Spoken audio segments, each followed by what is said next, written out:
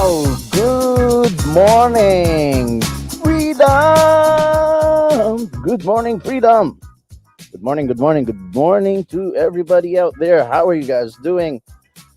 I hope I'm coming across loud and clear on this Friday morning to all our freedom fighters out there. This is the day that the Lord has made. Let us start rejoicing right now. Let's do our countdown and we'll get this show started.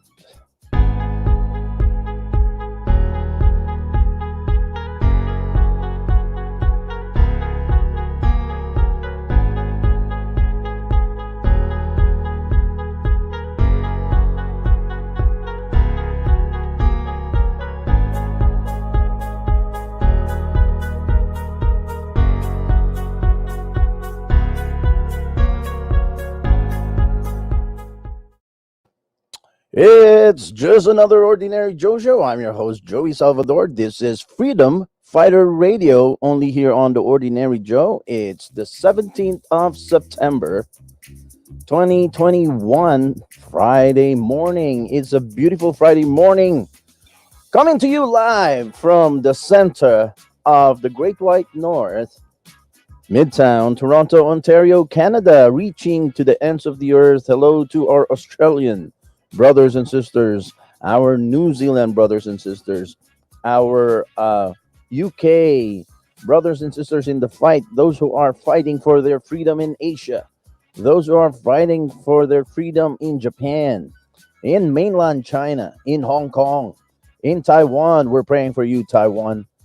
Praying for all those freedom fighters inside the mainland China, even behind the Iron Curtain. We know they don't exist anymore, but people are still being oppressed in some places like North Korea and Russia. We pray for all our freedom fighters all across the world. How are you all doing? God bless you. God bless you. Good morning. Good morning. Thank you for tuning in and thank you for sticking with me on this beautiful Friday morning. And I am so happy that we are connecting once again, all of our spirit coming together in unity, in unison to our servitude and our love for freedom and our tenacity and our eagerness to fight to take back our freedom all over the world, starting from Ontario and to Quebec and to Alberta and to Saskatchewan, British Columbia, the East Coast, New Brunswick, PEI, and all across Canada to the United States and to the ends of the earth. And that's how the gospel was spread, ladies and gentlemen, brothers and sisters in the fight, brothers and sisters in the Lord. The gospel started was it again, in Judea, and then in Samaria, and to the ends of the world. The most powerful weapon that a freedom fighter has is his message. You know, guns and knives and machetes. We don't have powerful weapons of mass destruction. What we have is our words, our message, our spirit, our tenacity, our eagerness, and our passion and our dedication to make this world free again for our children, for the future of the future generation. And with that, I pray that everybody will fear not and trust your put your faith in the Lord and put your trust in God. We are winning this battle. We are on the rise and they are on the run. And if you listen to mainstream media, it sounds like, they are winning and we are losing. If you pay attention to social media or mainstream media, and both actually, mainstream media and social media, they will make you believe that we are losing ground, that they are advancing relentlessly without any resistance. But that's not true. Our resistance is very strong. Our resistance is winning. And of course, part of the lie and the propaganda to kind of the demoralize all of our freedom fighters out all over the world is to make you think that you're not winning. For example, we just upgraded our StreamYard and we have 15,000 people subscribed to our Freedom Fighter Radio Canada. And every time we go online, they would say, you only have this much views, but we know right away that it's this much lie because we have this much interaction. And folks, we are also simulcasting. Okay, let's fire up. I almost forgot. Thank you for reminding me that we have to fire up our Freedom Fighter Radio app. Our Freedom Fighter Radio app reaches the ends of the earth, and this app is allowing us to speak all the truth that the Lord has placed in our heart without any impunity, without any censorship. Welcome, welcome. Now we're fired up on our Freedom Fighter Radio app. Good morning to all our Freedom Fighter Radio app listeners, and good evening to the others, to all the Freedom Fighter Radio app listeners from the other side of the world. Good evening to Australia. Good evening to South Korea. We have listeners from Hong Kong and Taiwan. We know that these are little tiny countries that the bully China are bullying, fear mongering, and telling them that they're going to advance and the mainland China is going to take over Taiwan before the year is over. Can you believe that? That's a world class bully that they have there up in Beijing, or maybe where is the capital of China? Is it in Beijing or is it in Shanghai? Got to brush up on my geography and history. And but folks, every Friday I had a revelation that we actually, when we were talking about the other day, we were talking about how we need to have a double approach in our freedom fight. Whenever you come and get ready for a fight, just thinking about the analogy of fighting, right? Everybody who needs to get ready for a fight, and we are freedom fighters, every single one of us needs to, number one, before a fight, you train, you condition your body. And physical stamina and physical strength is only one very important part of the whole science and aspect of fighting. To be able to effectively fight, you need not only be physically conditioned, you need not only be physically trained, but the most important part of fighting is the mental stamina, the emotional and the mental stamina. Well, one of the sports I love to watch is boxing. And in my family, actually, even in my extended family in the Philippines, growing up as a young boy, watching my older men in my family, they all liked boxing. And me as a little boy, I hated all kinds of sports. So my uncles and my big brothers and men in our extended family, everybody loves basketball and boxing. Those are the two big sports for many Filipinos, and many of you probably know that already. But growing up, me personally, I couldn't stand sports. I honestly just have appreciations for sports when I'm already in my mid 30s, late 30s actually, just before I turned 40. That's the only time I really started appreciating the science and the art behind sports. Because when I was younger, I thought, I'm more of the kind of bookish type. Because my dad's a lawyer. He loves to talk about politics. He loves to talk about the law and all kinds of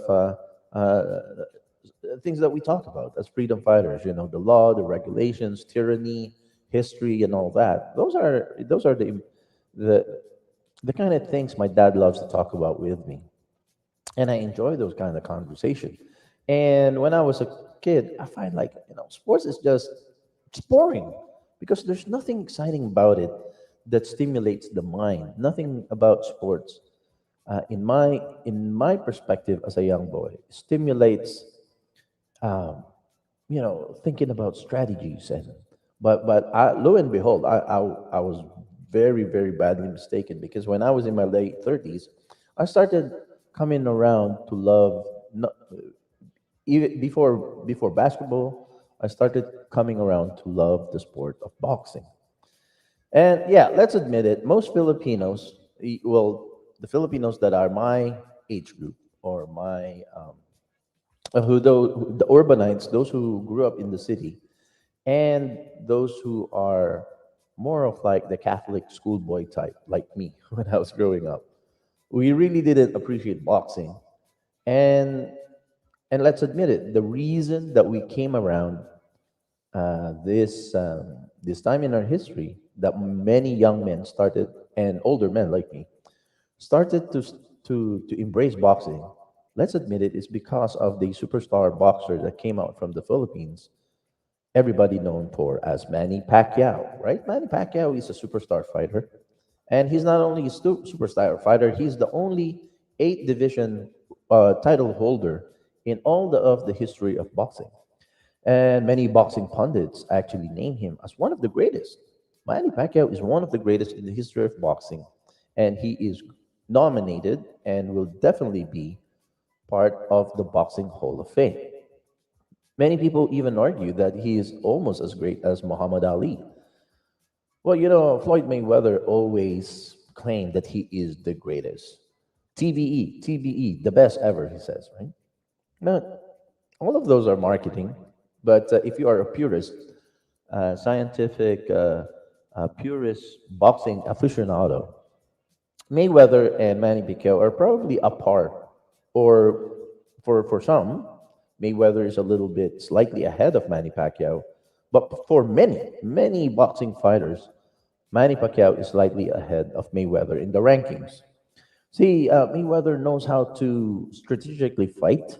Yeah, he fight by the book, but there's very little excitement. There's a in any sport. Sports is also, I think, it's also not only an art of winning, physical, but also an art of entertainment. So if you know how to be exciting on the ring, you'll get a lot of fans, and you'll get a lot of followers, and you'll get a lot of viewers, and even those who would like to see you get defeated in the ring.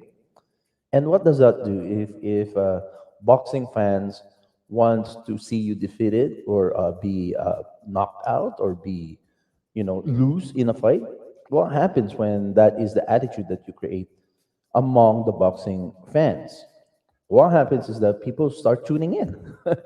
If they want to see you lose a fight, then it means that they have to buy that pay-per-view and watch you lose, if that's what they're counting for. But some Some boxers are very good with that marketing, and Floyd Mayweather is definitely one of those who is top of um, not only a superstar fighter, but also a superstar businessman and marketing genius when it comes to marketing his brand. Now, okay, so let's admit it's Manny Pacquiao who lured many older men like me and young men, Filipino young men, to rekindle and rejuvenate their love for boxing. Manny Pacquiao is just very exciting to watch in the ring. But more than that, also, initially I thought, okay, I'm going to join in the bandwagon of loving the sports of boxing because I want to celebrate this wonderful young Filipino back in 10 years ago. Um, 2009 is when I started, I believe. The year 2009 is when I really started coming around, following every fight of Manny Pacquiao. Um, but then beyond it, initially my thoughts were only, okay, I'm going to jump in the bandwagon, celebrate this young Filipino who's taken on the world stage, and everybody loves him. It's exciting to watch in the fight. But then I came around to also liking some of the strategies, the statistics and the fighting stats, and all of these other things, and most importantly, there is an old adage that says, the fight, if you're a boxer, the fight is won during the training, and the ring is only and the ring is only where you demonstrate or you manifest all the power and the strategy that you have manipulated in your training. When I think about that saying, I remember my dad. My dad says, Ferdinand Marcos, who is actually, my dad is a big fan of the late President Ferdinand Marcos, who many Filipinos despise because they call him a tyrant, they call him a dictator. At some point, he was actually just before he left office, just before he left our White House, which is what we call Malacanang in the Philippines. He kind of indeed, with his cronies, became tyrants, but there's a big part of the young Marcos' life before he became a tyrant, that there was a big part of his early presidency. Remember, he'd been the president for 20 years, but the first 5 to 7, maybe I would say up to 10 years of his presidency, Ferdinand Marcos was a very loved young president, and actually very admired not only in the Philippines but worldwide because he is a sort of a genius. Actually, he's very well spoken. He is a very well spoken man. He has very high IQ, and you can hear that from any of his speech. He never read a speech. He always give a speech out of memory. So he has a photographic memory. And there is no other president in the history of the Philippines, prior or even during right now, that has come close to the kind of accomplishment that Ferdinand Marcos has accomplished for the Philippines. Now, my dad was a big fan of the late Ferdinand Marcos, and he got a lot of resistance from family members. I think the Salvador clan, everybody, 99% of the Salvador clan, in the 80s really hated Marcus, but my dad held on to his admiration because of all the wonderful and well, Ferdinand Marcos put the Philippines back into the map, into international uh, attention. And internationally, the Philippines were respected because not only of Marcos, but also his beautiful wife, Imelda, who was, the Kennedy of the East, they say. Ferdinand Marcos and Imelda Marcos were the Kennedys of the East. She's very beautiful. She's like probably even prettier than Jackie Kennedy, and she's so fashionable, and she is a very very successful socialite that she can lure a lot of heads of states to be to cooperate with the agenda of the Marcoses, not only in the Philippines but also internationally. So, anyways, I kind of sometimes I kind of go down a rabbit hole too far deep before I kind of pull back out and get back on track on what we're talking about. But that's fine. The reason I mentioned Marcos is I remember my dad growing up. He says, Joe, Ferdinand Marcos. So let's pretend I'm my dad talking to me, okay? So he sounded like this. He says, Joe, Ferdinand Marcos, the person that I admire, I want you to learn something from him, Joe. And he goes like, do you know that Ferdinand Marcos, when he goes to class, when he goes to law school, he doesn't come to college to learn because all the learning he does on his own. He loves to read, he loves to study, he loves to research, and everything that he learns is outside of the classroom. And then he comes to the classroom not to learn, he comes to university only for one reason, and that is to demonstrate how much knowledge and understanding he has. And I heard that so many times in my young life as a young boy in the Philippines. I always thought, what's the point of all this? Why does my dad keep on harping on this? And why does he keep on telling me that I need to learn all of my lesson outside of the classroom? And in the classroom, it'll just be a demonstration. So basically, that's how my dad used to motivate me to do a lot of reading, to love books, to love reading, and to love learning on my own outside of the learning process that's happening inside the classroom.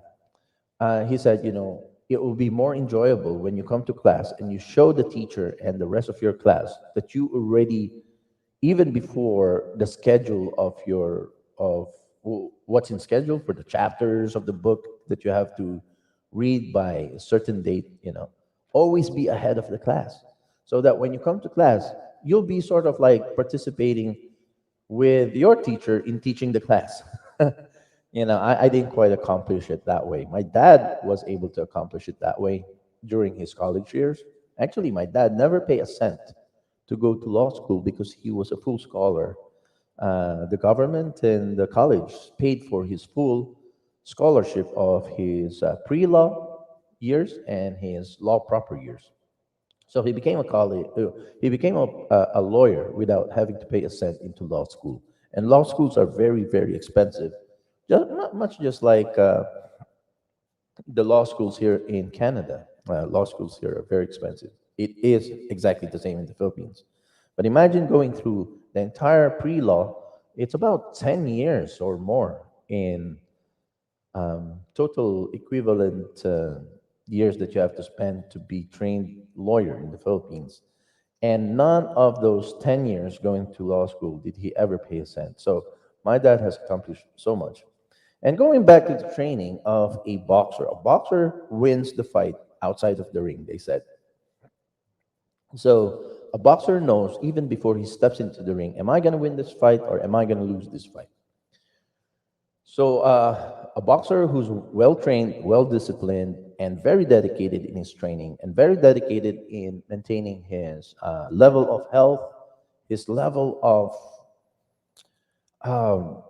body conditioning, and his speed and his agility. If he can, and many of these coaches, athletic coaches, especially boxing coaches, they have a way of measuring things: how fast you are, how many punches you can throw in a certain time frame. In 30 seconds, how many times. So they have a measuring method, how fast you recover, how much punch can you take, and what really excites me about the science of boxing as well is that they even go as far as watching the opponent's video, right? And they will really observe. A lot of boxing coaches will watch the video of the opponent months before and study every kind of nuances in the opponent, the boxing opponent's, habits or tendencies. Does he like to bank left or bank right a lot? Does he punch with his left? Does he punch with his right? How does he lead a shot? How does he set up a shot? Does he set it up with his left? Does he dock? Does he stand straight? Does he open up? Does he close? So there are many that's, I guess, when I was younger I didn't see that there's actually a lot of math and statistics and science behind the sports of boxing. That's why I didn't find it fascinating when I was a young boy of 12 and 13. But when I was 35, I realized, oh, okay, it's time to pay attention to sports again because this young Manny Pacquiao is really getting world attention. He's getting a big spotlight on the world stage. So let me take a look at boxing and why are people so excited about boxing? And I really got excited to learn more about the science behind the training for a fight. And that's where the fight is won. Many boxing aficionado will tell you the fight is won not on the ring but on the training. The training leading up to the fight date. You know already if you're going to win the fight or you won't or you would lose the fight. So, folks, I go through all that demonstration just to basically all that. I say all that because I want to say this. Entering a fight, getting conditioned for a fight is, I would say, 40% physically. You need to be prepared. It's 40% physical and 60% psychological. So they say a person will win. Do you remember Nomas by what's his name? Roberto Duran. I think it's Roberto Duran. Um, I kind of very fogly remember the incident, but I remember the opponent. Either it was Roberto Duran or his opponent who lost that fight that night. Basically, the opponent was not paying attention to the training, like eating too much, getting fat, not training so much, and the opponent was even drunk the night before. How can you win a boxing fight if you don't pay attention? When people, I think it was Roberto Duran who actually lost that fight. But especially people who are well accomplished, advanced in their stage of accomplishment, and they lose that hunger, that drive to win, and they kind of let down their guard, and they're like, okay, you know what? It's nothing. I'm gonna win this. Nonchalantly, they feel like, I don't need to train. I know my capacity. I know that I can win. I'm better than this opponent. When they let their guard down like that, that's how they lose a fight because they're overconfident and then they don't put in the work uh, physically. They don't condition themselves, and they also don't do a mental exercise of wanting and uh, craving for that win. When you lose that crave to win in boxing or any prize fighting sports, when you lose sight of that craving and that passion to win the fight, that's how many prize fighters lose their fights. It's not because the opponent is better, skill wise. Skill is just one component of winning a fight as a prize fighter. A big percentage, a big factor of a person winning a fight is the emotional and the psychological and the mental conditioning that a person needs. So last night we had a conversation with our Red Pill Canada podcast ladies, and one of our regular, very passionate lady host for Red Pill Canada, we call her Ate Vicky. Ate is a pronoun, a Filipino pronoun. We use that as a prefix to like a respectful pronoun for somebody, a female person who's older than you is an ate. Ate is literally ate means big sister, and the counterpart for big brothers is called kuya. So some of you probably know that one of my biggest channel, 29,000 followers, it's just another ordinary Kuya Joe show. That's the Filipino spin-off of the original. It's just another ordinary Joe show. Which is also it's a separate page with 21,000 followers. So the Kuya Joe even has 8,000 more followers than the original one. So Ate Vicky last night, she was passionate about let's really talk about prepping, she says. And actually I realized that she made a lot of good points. And so last night I thought about about our strategy with the radio programming as well. I realized that what we need to cover every Friday morning on Freedom Fighter Radio, we are going to start a new segment and we'll make it the longest segment of the radio show, which is prepping. We have to talk about how to prepare in case our country falls. Because, again, going back to the analogy of prize fighting, when you are about to enter a fight, you have to be psychologically, mentally, and emotionally fit. And to be psychologically fit and to be strategic, you have to have both kind of strategy: the strategy to advance forward, and also know the strategy when you have to kind of step back and retreat. If the opponent seems, you only know how strong and how good your opponent is until you're in the ring. So before the ring, you can only speculate that your opponent's going to be this good or this bad. But one more thing that I learned from the science and the culture of boxing is that you never underestimate your opponent. Never. Oh, sorry. Never underestimate your opponent. Because in prize fighting, you need the confidence, but also one of the enemy psychologically is overconfidence. Like I told you before about Roberto Duran and the no mas fight, that I think it was him who lost it because he kind of just, okay, I got this. I'm the greatest. I'm the greatest in the world. I don't need to train. I don't need to focus. I know I don't need to have the hunger to win is very important in fighting. So I believe I'm talking to freedom fighters, right? And you can see the big banner on the bottom of our screen that says, "Good morning, freedom." And we have to fight for our freedom, folks. And freedom doesn't come, it comes free because God gave it, gave freedom, the source of all freedom, even the freedom to choose. And what's that again? In the scripture, it says the free will, the freedom to make choices for ourselves, whether we sin or not sin. God gave us the free will. So freedom is a free gift from God. However, it doesn't come cheap.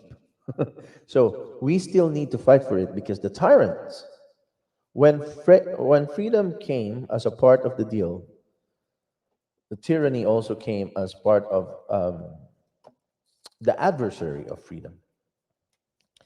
So the scripture says, you have to know that you have an adversary.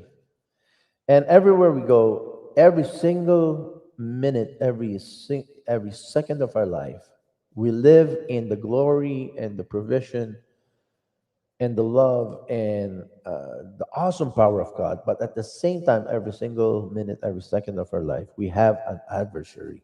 We have to know that it came with the package that life on earth comes with all kinds of glory and amazing, awesome, wonderful, beautiful things about life. But it also came in the package. Also came an adversary. And the adversary for Christians, we know him by the name Satan, or before he was called Satan, he was called Lucifer, the angel of light. And Lucifer and Satan has only one option. He has only one mission uh, that his entire life is dedicated to. And Satan, Scripture says that Satan came to steal, to kill, and to destroy. So he doesn't care about what humans build, how we develop our society, how we grow our businesses, how we grow our farms, how we grow our technology and everything. The evil one, Satan, comes to steal, to kill, and to destroy. But that's just only halfway of the scripture. The full scripture goes like this: the evil one, or Satan, came to kill, to steal, and destroy, but God came to give life, and to give life more abundantly. Folks are listening to Freedom Fighter Radio. I'm your host, Joey Salvador. It's a beautiful Friday morning. I'm excited. Tomorrow is Shabbat. Tomorrow we are going to have a beautiful Sabbath day of rest. And I've been looking forward to it because my sleep has not been sufficient. And I always look forward to my Shabbat because one of the things I love to do on Sabbath day is to catch up on my sleep. And I'm looking forward to do that tomorrow. But folks, don't go away. We're just going to take a short break, and you're listening to Freedom Fighter Radio on a Friday morning from the heart of the Great White North, Midtown Toronto, Ontario, Canada, to the rest of the world. Don't go away. Freedom Fighter Radio, only here on The Ordinary Joe. I'm your host, Joey Salvador. We'll be right back in less than a minute. Canada's best days are ahead of us, but we need to get the country back on its feet and back on track. 12 years in the Air Force taught me you need a plan for every mission. Canada's recovery plan will get the economy surging in the right direction for all Canadians from every walk of life. Recover 1 million jobs, tough anti-corruption laws, mental health action, securing Canadian-made supplies, balancing the budget. Enough talk. Let's get to work. Secure the future. Vote Conservative.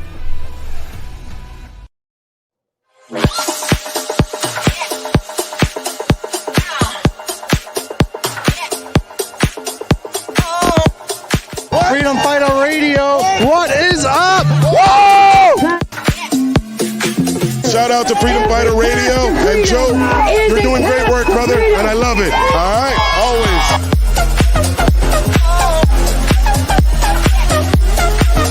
Make sure you listen to the Freedom Fighter Radio on the Ordinary Show.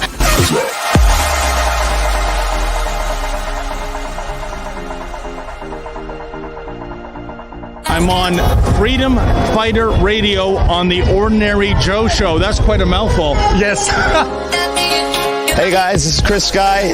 Listen to Freedom Fighter Radio. They're here today, back in the blue, and so am I.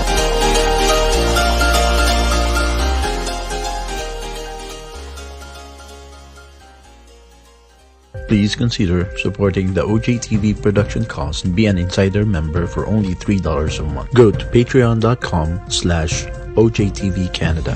Thank you for your continued support.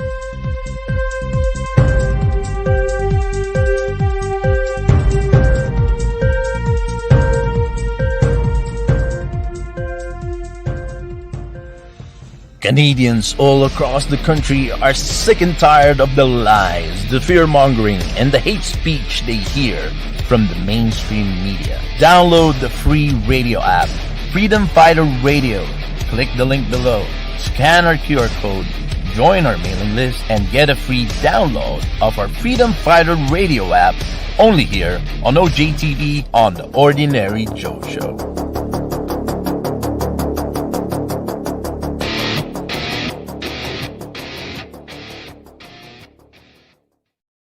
Please consider supporting the OJTV production costs and be an insider member for only $3 a month. Go to patreon.com/OJTV Canada.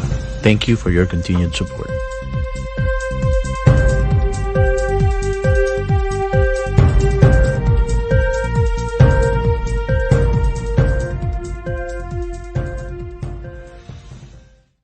Canada's best days are ahead of us, but we need to get the country back on its feet and back on track. 12 years in the Air Force taught me you need a plan for every mission. Canada's recovery plan will get the economy surging in the right direction for all Canadians from every walk of life. Recover 1 million jobs, tough anti-corruption laws, mental health action, securing Canadian-made supplies, balancing the budget. Enough talk. Let's get to work. Secure the future. Vote Conservative.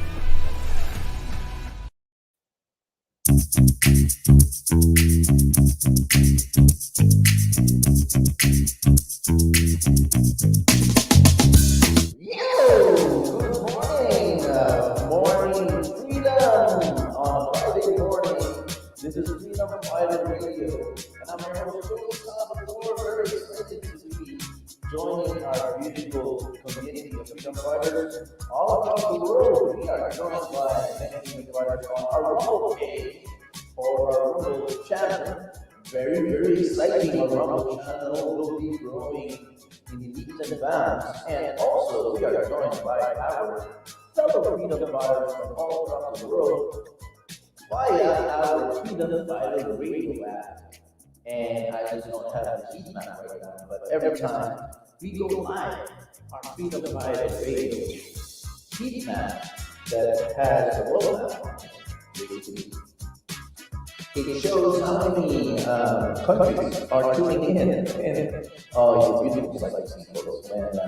When that world map lights up, we get to see people tuning in from the UK, from Australia, from New Zealand, from South America, from South Korea, from Hong Kong, from Taiwan, and the Philippines, and many Eastern European countries as well. Or all across Europe, actually, not just the European, but good morning again, good Friday morning, freedom. I love freedom, I know you do. And just before the break, we were talking about how when fighters go to the ring, as a big fan of the sport of boxing, we were talking about before the break on the first segment, we were talking about how the fight is won, not on the ring, but on training. When a prize fighter trains hard, dedicated with his physical conditioning, with his diet, with his exercise, with his training, skills training, with his endurance, and last but not the least, actually maybe one of the most important components of a prize fighter's discipline is what we call mental toughness. Mental toughness. Anybody who wants to get into a fight, make sure that you exercise mental toughness. It's very important. Probably one of the most important components in a warrior's game plan is to maintain mental toughness. See, folks, if you don't have mental toughness, if you entertain fear in your mind, in your emotion, and in your mind's eye, in your thoughts, if you focus more on how strong, how skillful, how fearsome the enemy is, you know, you already lost that fight even before the fight started. But that's the tool of the enemy. That is the very thing that we need to fight against. The fear is the tool, and fear is the most lethal kryptonite every freedom fighter needs to overcome. If we don't overcome fear, even before the fight starts, we already lost the fight.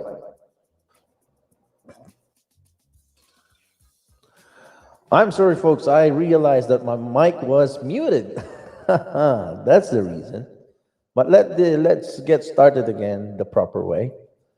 So I had a very exciting entry from our break time to our first segment, but I just realized now that everything was muted. So let's do it the right way.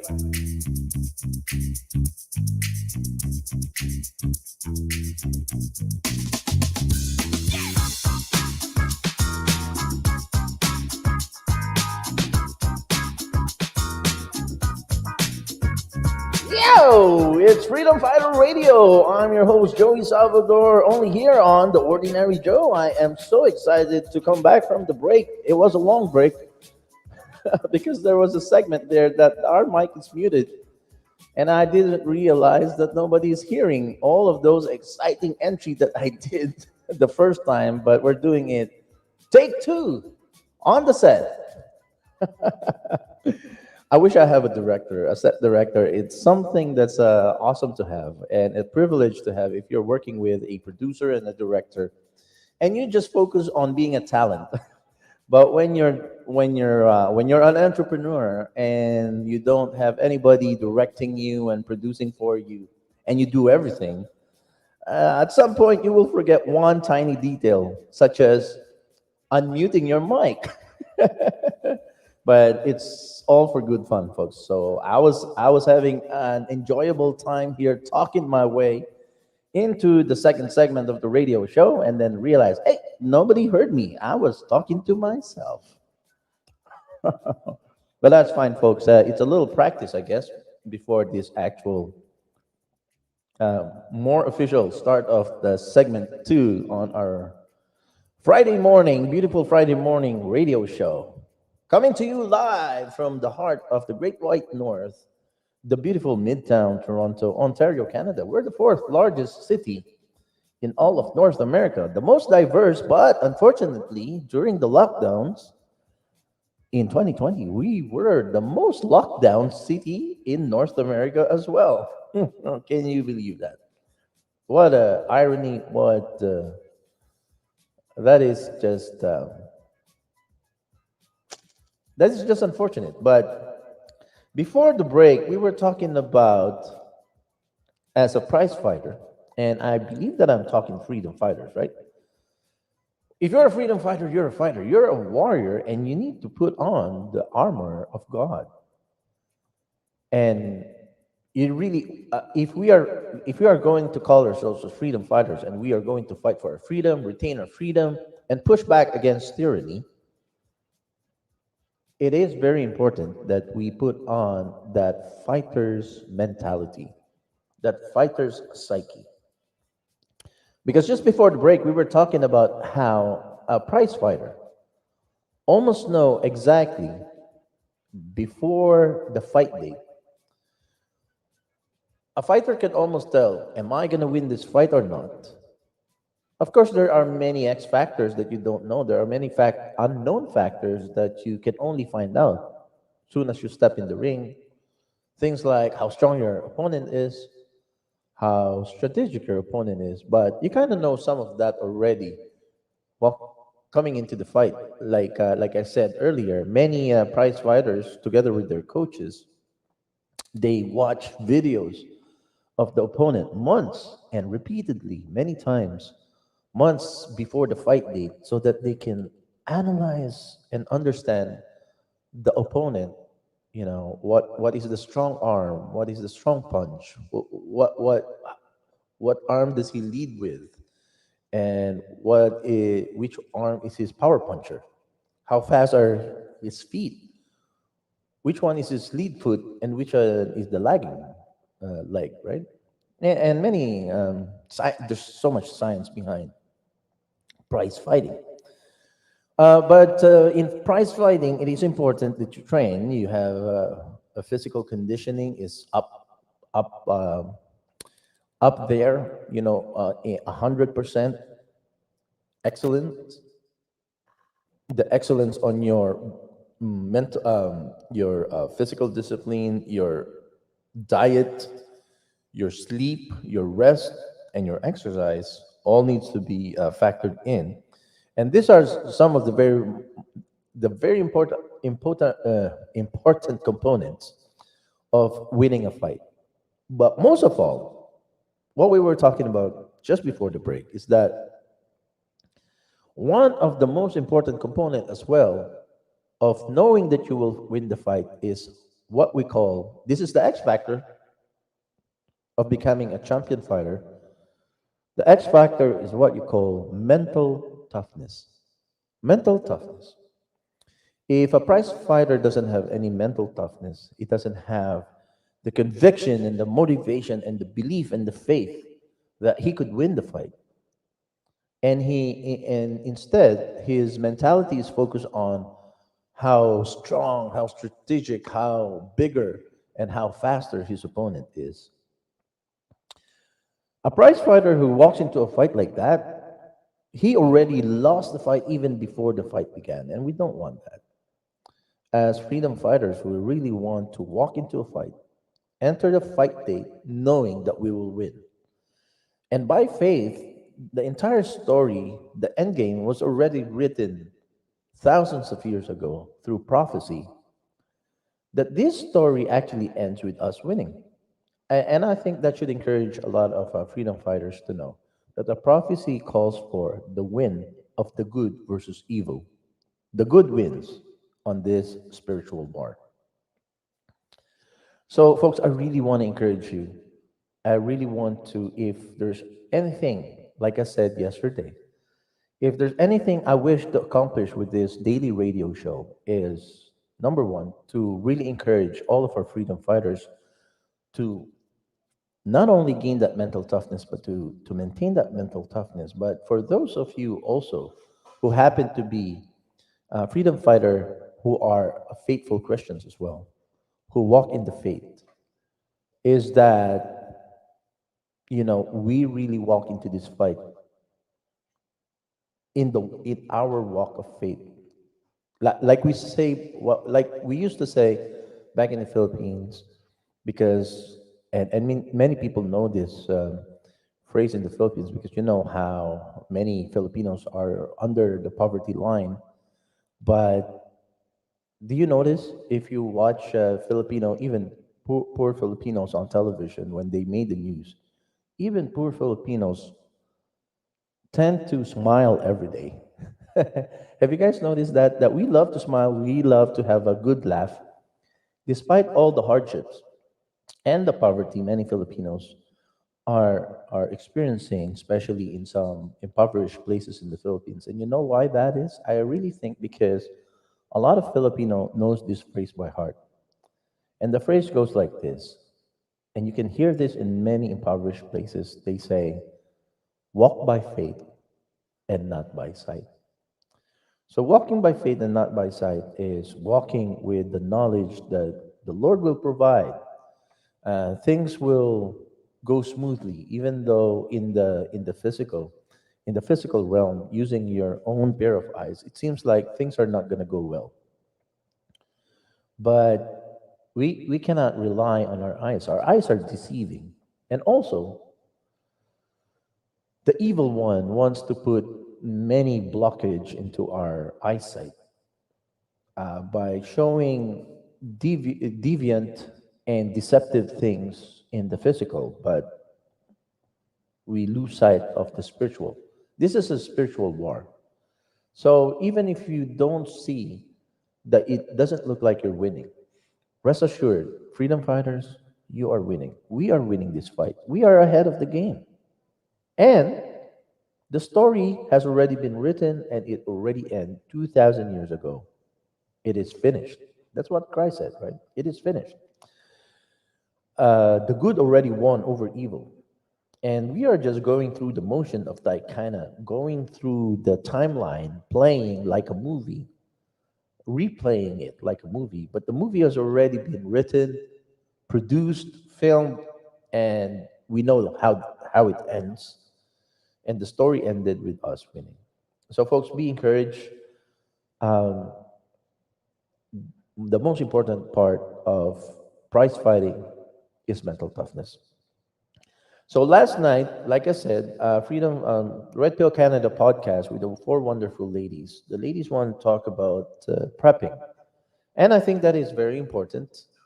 So every Friday from this moving forward from now on Freedom Fighter Radio, we are going to designate one big segment. We'll call it segment 2 or 3. And of course, today I have some ideas about prepping, but I'm not the expert of in prepping. But I'd really want to reach out, and if any of you listening to this radio show, if any of you know anybody who are good preppers, professional preppers, and who would like to guest on our Friday shows, it'll be awesome to guest professional preppers, or what they call the other word for preppers. I think is called a survivalist. The survival. There's a name for it. How to survive in a crisis. I forgot what it's called. But anyways, yeah. There's a science behind how to survive with little food, with no electricity, during an emergency. When if they shut down our electricity, they shut down the supply chain management, and food is not able to come to the city because there are no truckers. And even now, systematically, the tyrants are breaking down the supply chain management, the system of distribution. uh, Farming industries are systematically being destroyed even as we speak, starting last year 2020. And you know why, guys? Because the tyrants, the globalists, they have an agenda and they call it build back better. And how do you build back unless you tear down first, right? So this is what I really believe that's what their agenda is. To be able to build back better, they need to tear down first. Tear down effectively. I think they should put that in their slogan. Every time Justin Trudeau speaks on the presser, he should say before he should utter the phrase "build back better," he should say tear down first, then build back better, because truly that is their agenda. So, folks, moving forward every Friday, I would like to encourage everybody to also be prepared with some information that you can share with the rest of the group, with the rest of the listening audience, um, about survival, uh, the science of survivalist, being a survivalist. Because when they are successful in tearing things down, we need to know how do we regroup and how do we fight back and how do we win back our freedom, our ability to grow our own food, and we need to start right now while they are still tearing down. And after they tear down society, then they will commence their build back better. I think for us freedom fighters, we have to start building back better now, for our own personal, building our own independence from the entire system. See, the problem with us freedom fighters, we're still dependent on the system. But now that we have wakened many, many people up since 2020, the next step, now that you're awake, the next step is to build our own society. When I say build our own society, is basically the first step to that is to wean ourselves off our reliance on the current system. So the current system is a system of supply chain management. The entire food industry is actually, it's an industry. It's an industry where people don't even know how to grow their own food anymore. So basically, the entire industrial revolution has made humans, especially city dwellers like us. I'm an urbanite now. Been living in the city centers for the most part of my life. And when people are living in the big cities, and everything is, when you live in the city, it's almost everything is right there to your reach. Water runs in our pipes, and there's electricity that's provided. There's air conditioning, there's television, and everything you need to do and access to the comforts of life. There's transportation. There's mass transportation in the city. So living in a city, being an urbanite, really causes people to not be self-reliant. There's no motivation whatsoever for people to enter into a realm of self-reliance. We rely on the systems that are in place. But unfortunately, folks, we need to open our eyes. They are actually systematically breaking down the system that they built for us to rely on. So self-reliance is one of the most important agenda now for freedom fighters. So freedom fighting means self-reliance. And how could you rely on yourself when, none of us owns electric companies, for example, right? And we don't have farms. We rely on farmers and truckers to bring the food. And then for grocery owners, big tyrant CEOs of Costco and Walmart and No Frills and all those kind of food distributor, we rely on them to bring food to our table. And so they grow the food, they distribute the food, they cut it clean, they bring it to market so that we can just easily just pay for it and bring the food home. And we rely on the system so much that after they break the system down, then what are we going to do? We don't know any other skill other than just going to the grocery and paying for it. So one of the biggest problem for not getting not being self-reliant is not having access to electricity, to clean drinking water, to the basics, pretty much the basics. Heating and cooling, a place of shelter. These are basic stuff that we owe for years, for decades in our life as urbanites. We have taken this for granted, and we have not developed any skills whatsoever in trying to survive.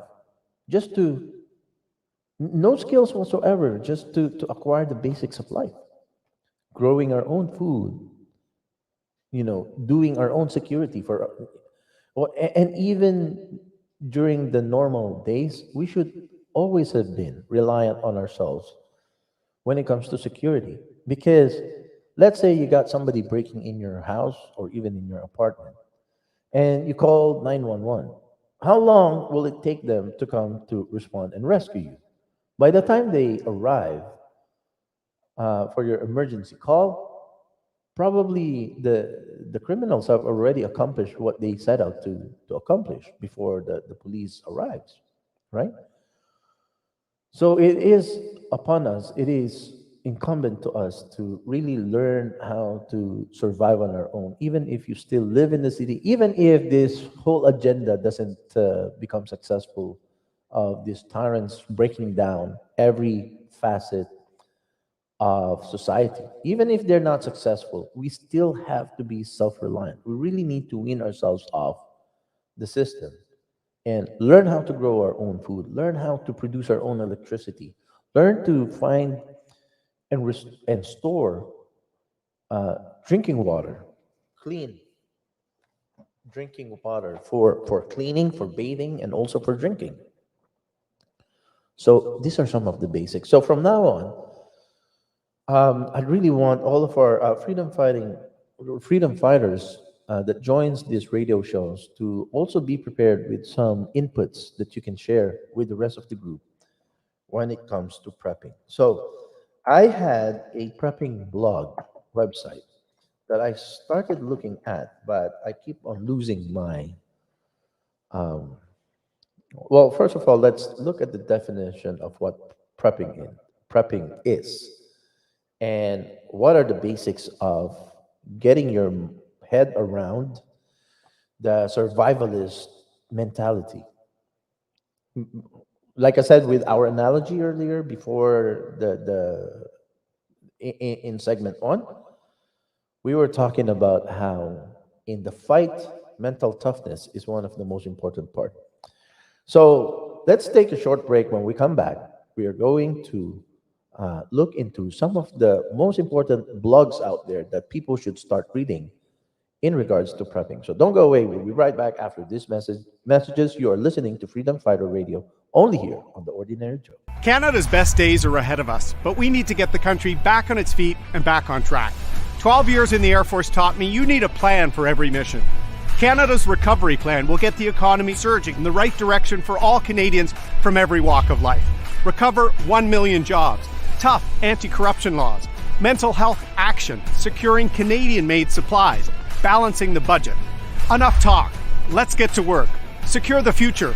Vote Conservative.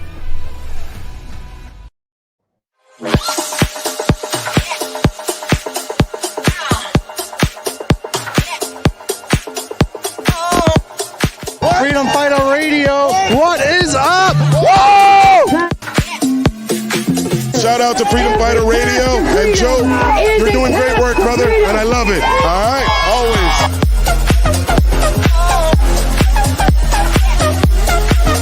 Make sure you listen to the Freedom Fighter Radio on Ordinary Show.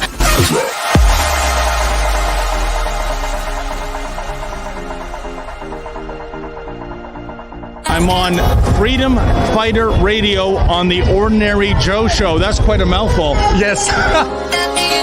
Hey guys, this is Chris Sky. Listen to Freedom Fighter Radio. They're here today, back in the blue, and so am I.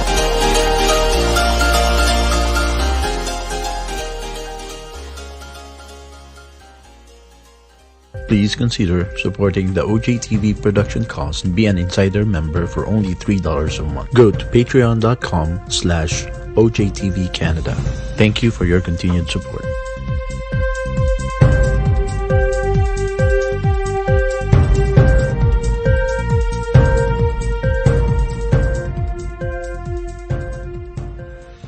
Canadians all across the country are sick and tired of the lies, the fear-mongering, and the hate speech they hear from the mainstream media. Download the free radio app, Freedom Fighter Radio.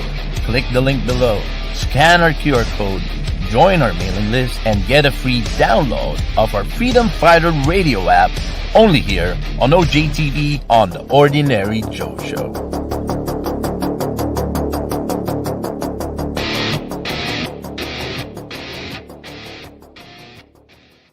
Please consider supporting the OJTV production costs and be an insider member for only $3 a month. Go to patreon.com/OJTV Canada.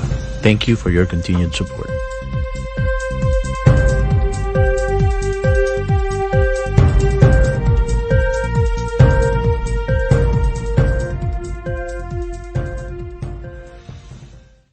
Canada's best days are ahead of us, but we need to get the country back on its feet and back on track. 12 years in the Air Force taught me you need a plan for every mission. Canada's recovery plan will get the economy surging in the right direction for all Canadians from every walk of life. Recover 1 million jobs, tough anti-corruption laws, mental health action, securing Canadian-made supplies, balancing the budget. Enough talk. Let's get to work. Secure the future. Vote Conservative.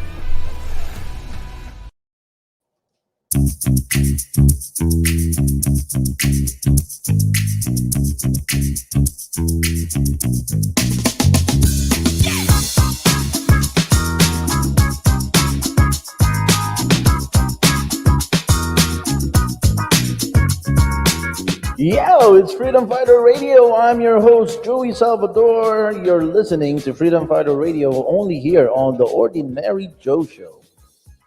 Coming to you live from the beautiful Great White North from Midtown Toronto, Ontario, Canada. On a Friday, beautiful Friday morning on Fridays on Freedom Fighter Radio. Moving forward from this point on, we are going to have a big segment starting next week. Today is sort of like a soft launch to announce that we are going to integrate a prepping for any emergencies. What is the definition of prepping? Prepping. To prepare for, we don't really have a prepping prepping definition from Webster. But the word prepping is an idiomatic expression that means preparing for all kinds of emergencies. And we are a survivalist or somebody, there are many outdoors TV show about surviving in the wild. Sort of like, I'm trying to remember, what is that big show? I think it's even Canadian. Not the Survivor, but it's about this guy who's, putting himself in certain situation and how he would tackle surviving. Put himself, of course, he got some friends. He has a team to rescue just in case things go south. But there's this guy, I think it was about 10 years ago. I used to watch it on the Outdoors Life Network, a TV show that he will put himself in a precarious position, but then he will document everything himself. He will have all of the cameras set up, and he will be there.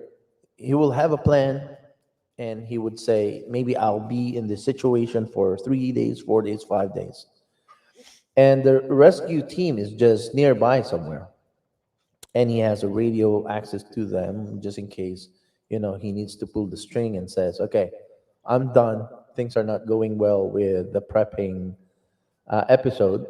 So he films himself, but he puts himself in a very precarious position where, he doesn't have any food, or he's running out of food.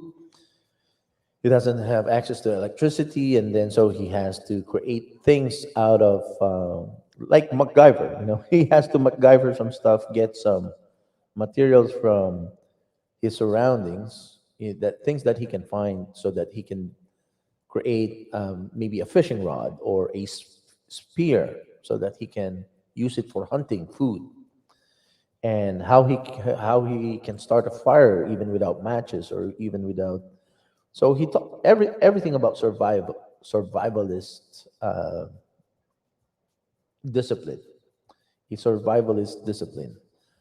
And I forgot the name of the show, but it used to be a big thing in Outdoor Lives Network. I need to start watching those again, because I used to be fascinated. But of course, it's easy to say, "Oh yeah, now I know what to do," when you're watching it from the comfort of your home, sitting on a comfortable couch, watching him do all the hard work. But then, if you are actually, it's you yourself who's out there doing the survivalist task. I don't think most of us will fail miserably. Most of us urbanites who grew up in the cities and don't know how to fight for our survival, we won't last. So I think the only thing we can accomplish if we live in the city is, the first thing to accomplish is that mental toughness. We got to get ready. We got to get ourselves mentally tough, you know. Just imagine if, let's say, you might have the knowledge how to hunt for food, and you might have some knowledge now by watching videos and reading books and blogs. You might have some knowledge how to create, start a fire out of nothing. Yeah, maybe just rubbing two sticks together in the woods. What if it's raining, right?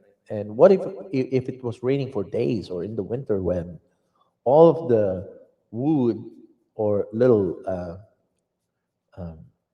the things that you need to start a fire, are all just moist. And how do you start a fire then? And just imagine that you have all the knowledge of how to be a survivalist in the wilderness, but then you have gone for 2 days without food, and you're thinking, and I think I know, I've seen this episode on the TV, but then you're actually faced in an actual situation where, while you're trying to craft your strategy, you're also hungry and tired, and you only have very little sleep, and at the same time you have to think about how to exercise your survival skills. And imagine, on top of that, you have dependents. You have little kids that you have to protect and to look after, and now you're in the middle of a precarious situation. So I think the way to win that kind of war is to be well prepared, well ahead of time. So for this particular segment, like I said, next Friday, next week, we're going to try and find some preppers, professional survivalists who can guest on our show and give us a lot of tips. But for today, what I want to discuss with all of our radio listeners is the top 50 survival and prepper blogs that you can check out. And before I go to the 50 top survival preppers bloggers, I want to recommend everybody, especially if you're Canadian. And I started watching this guy. He has a YouTube channel called The Canadian Prepper. He has a lot of very, very good information in this YouTube channel, and he has 582,000 subscribers.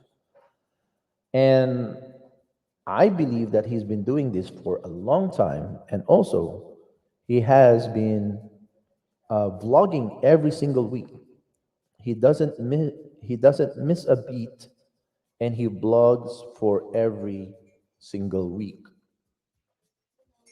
So some of the titles you can see on his YouTube channel, and I would really entice you to come and check it out. And his average viewership for every video that he makes, his average viewership is 539,000 views, half a million views, almost every video has at least half a million views. He has some videos that are 5.8 million views. Can you believe that? Eh? That's awesome. He got some that is 2.1 million views. So let's go and look at the list of his most popular uploads. Okay. So let me read some of the titles. And I think this will really help you a lot. So his top, I think, from 4 years ago, his top video trending on YouTube with 5.8, almost 6 million views 4 years ago. He made a 7-minute video called The Best Invention You Don't Know Exists. Let me just open that video on another tab and and read the entire description for you.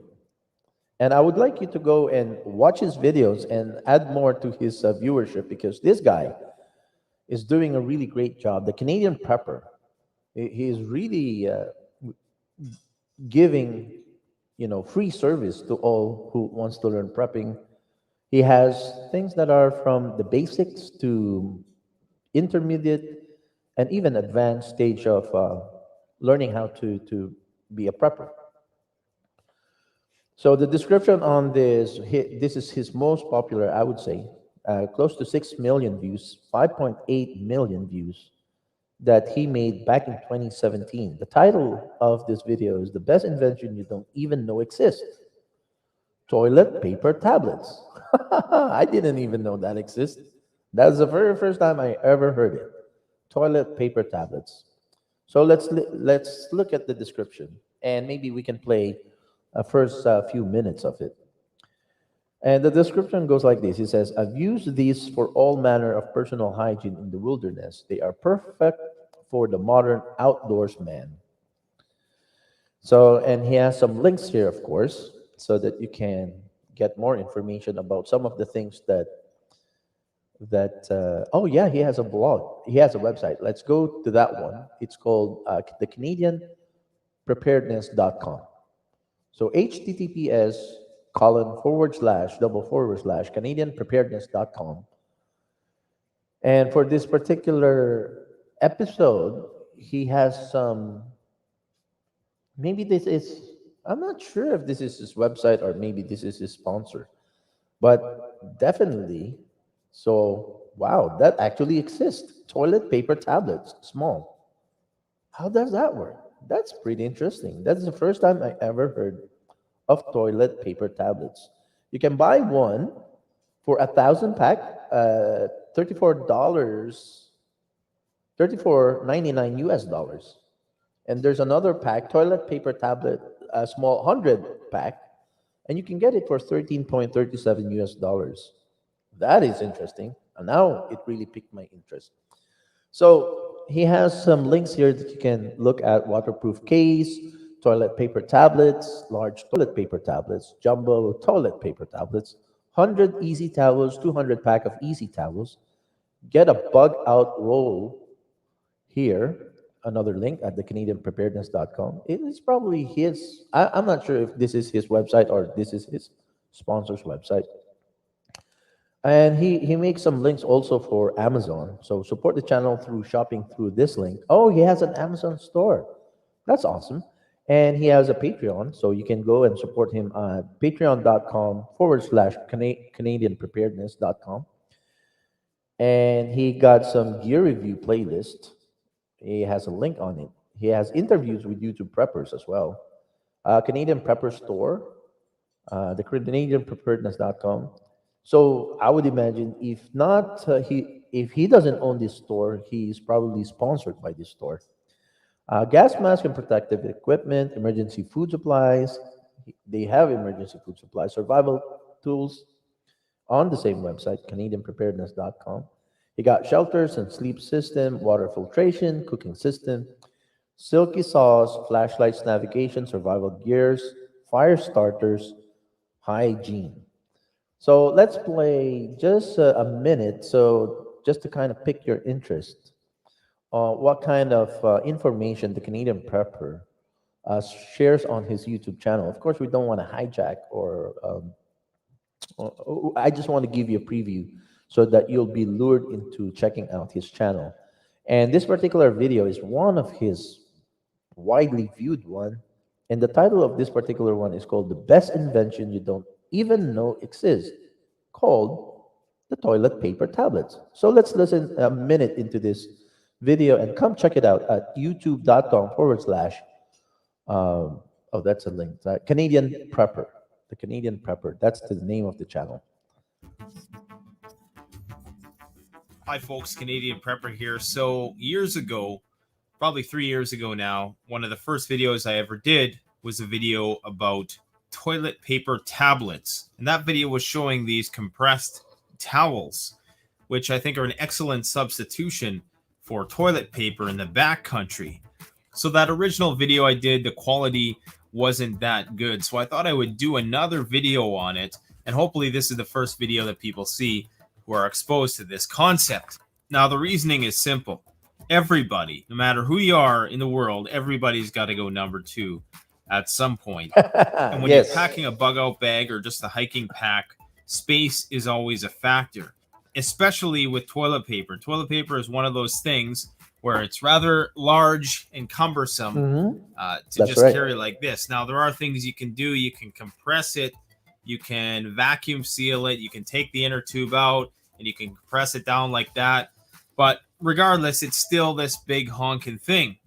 So the solution then is, how can you get this into something that is around this size? Wow. And it's very simple, and it's compressed towels. Wow. Now, the main difference between toilet paper and compressed towels is that toilet paper is dry. These are going to be wet. So that in itself is going to improve your ability to be hygienic out Wow. there in the field. So you can get a box of these things. This is a 500 box of Wizzy wipes. I think this was about 30, 40 bucks. Wow. So for our radio listeners, let me just describe to you the video, the visuals that I saw. So he's demonstrating these paper toilet tablets. Basically, it is just compressed paper towels. So what it is, it looks like your average or oversized pill, and it's dry. And what he did, he took one of these tablets and he dips it on a bowl of water, and then it expands, and then you spread it out, and it's paper towel. It's like your baby wipes. So it looks really good. So I never known that it existed, and this is very useful if you're going to the outdoors in the wild, and if like I said, if the country falls and people has to run to the hills to run away from the tyrants, you need to have a bug out bag where you can easily grab if you need to run for the hills. And one of the things that you can put in your bug out bag is this toilet paper tablets. It's amazing, folks. So I will put the link on the comment section and on the description, so you can check out the Canadian Prepper. But let's listen for a few more minutes into this episode. And it's awesome, folks. I never knew that this existed. I never seen it before, but it's awesome. It looks like very solid, dry, oversized tablet that you can put in the palm of your hand, and you dip it in water, and it expands, and it becomes a wet wipe, or like one of those baby wipes. And so let's listen to the rest of this episode. And you even get a little container that you can use. The container would appear has about 14 of those tablets. Now, what I've found, having used these often in the bush to deal with those notorious number 2s, if I'm regular, I can get away with just using one, and I can do it in a way that's very hygienic. I'm not going to give you any more details, but let's see how this works. So all I have to do is I dunk it in water, not even for a half second, and instantly it starts to expand. The more water you have on it, the better, of course. Wow, look but at that. that's all it takes. And what you get is a very strong towel. The wetter it is obviously the more hygienic it's going to be. Now, these things are made from 100%. And it expands to a big. It's a full size towel. So it when it's compressed, when it's dry, you can put it in the palm of your hands. It's probably going to take maybe you can hold it with just your pointing finger and your thumb, and it will just occupy the tip of your thumb. You know, an average size of a thumb. I guess I don't know what's an average size of a thumb, but I can see on the video, just describing to you, radio listeners, what I see on the video, that you can actually pick it up with your pointing finger and your thumb, and it will fit very squarely just to occupy the surface of your thumb, and that's how small it is. And then you dunk it in water, and immediately, even like he said, and I saw it while I'm watching the video right now. He dunked it in water, not even for half a second, and then the water gets absorbed and it expands very, very quickly. And then you spread it out. It's the size of a big what do you call that, paper towel, but except it's wet. But this is amazing. I never knew it existed, folks. You got to check this out.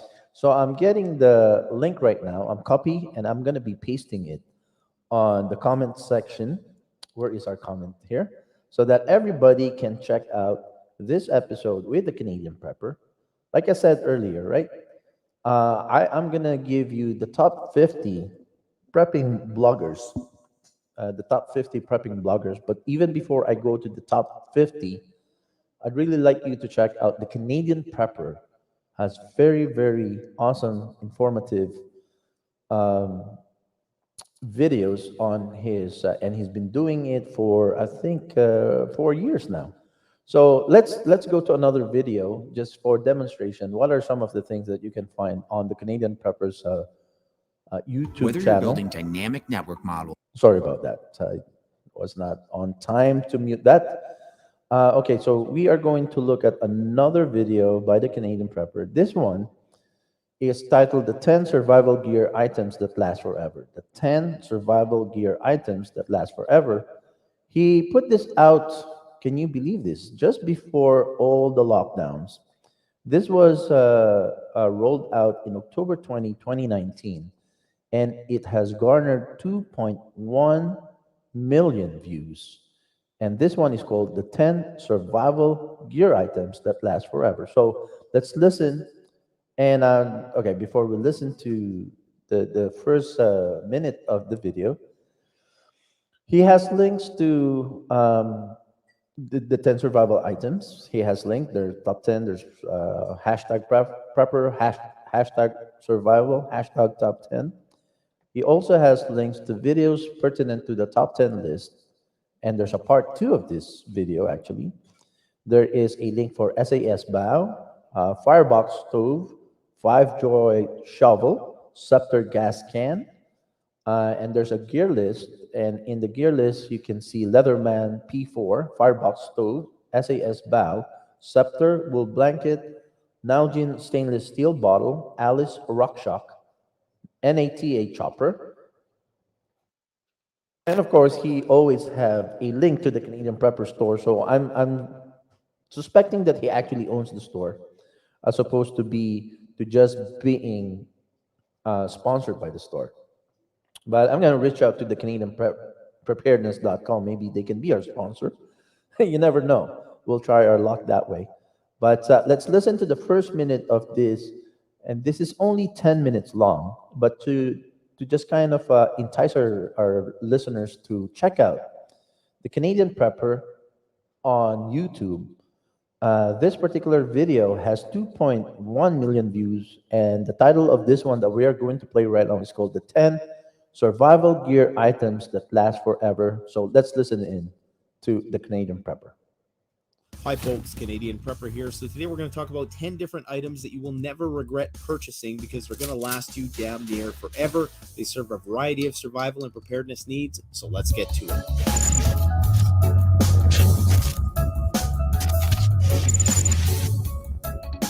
Now, although the items on this list would be classed as survival. Now, although the items on this list would be classed as survival or emergency preparedness oriented, they are all very multifunctional, and due to their long lasting nature, they're going to serve you in a variety of everyday or recreational tasks. Although my list of 10 items today focuses on the fundamentals, there is still a place for overly technical, soon to be obsolete, gimmicky gear. Although a lot of that gear may be unnecessary, it still makes for a more comfortable experience in the outdoors, and can certainly enhance your capabilities in many respects. However, as preparedness becomes more mainstream, many companies are making a killing compiling tacky, low-quality components into pre-made bug-out kits, which are only meant to be single use. In my personal opinion, it's much better to invest in something that you're going to have for a lifetime, that you're going to actually use and not just store in a closet. So let's get to it. All right, up first is Titan Survivor Cord XT. Most people are familiar with Survivor Cord. It's been around for several years. Well, this is an upgrade from that. The original Survivor Cord was your usual 550 paracord, and it had many different strands of fishing line, wax jute tinder, as well as brass wire for making snares. This new Survival Cord XT meets every military specification you can imagine. It's comprised of military-style Type 4 750 paracord, which has a tensile strength of up to 1,000 pounds. Now, within the paracord, you have 12 ultraviolet resistant and mold resistant strands. Plus, you have a 110-pound Kevlar utility line, which is friction resistant, fire resistant, and can serve a variety of functions in a survival situation. You also have wax jute tinder for making fires. And in the old Survivor Cord, they had a simple monofilament fishing line. This one actually has a braided fishing line, which is 25-pound test, which can be used to catch those species of fish with sharp teeth that are going to bite through the monofilament. This braided fishing line also works great to make professional grade bowstrings. This is a brand new product. It retails for $34.99 at CanadianPreparedness.com. Get some while it's in stock, because it's not going to last. Up next is a Leatherman multi-tool. It really doesn't matter which... All right, folks. So I'm starting to think that he actually owns the CanadianPreparedness.com website store. But you know what? It's probably worth it. It looks like... So this guy is not just a YouTuber. He's a real good, an awesome entrepreneur who coupled his YouTubing skill with his entrepreneurial skill, and he actually owns the stores. And so a lot of YouTubers, they will get maybe similar to what I'm trying to pursue myself, is to get sponsors.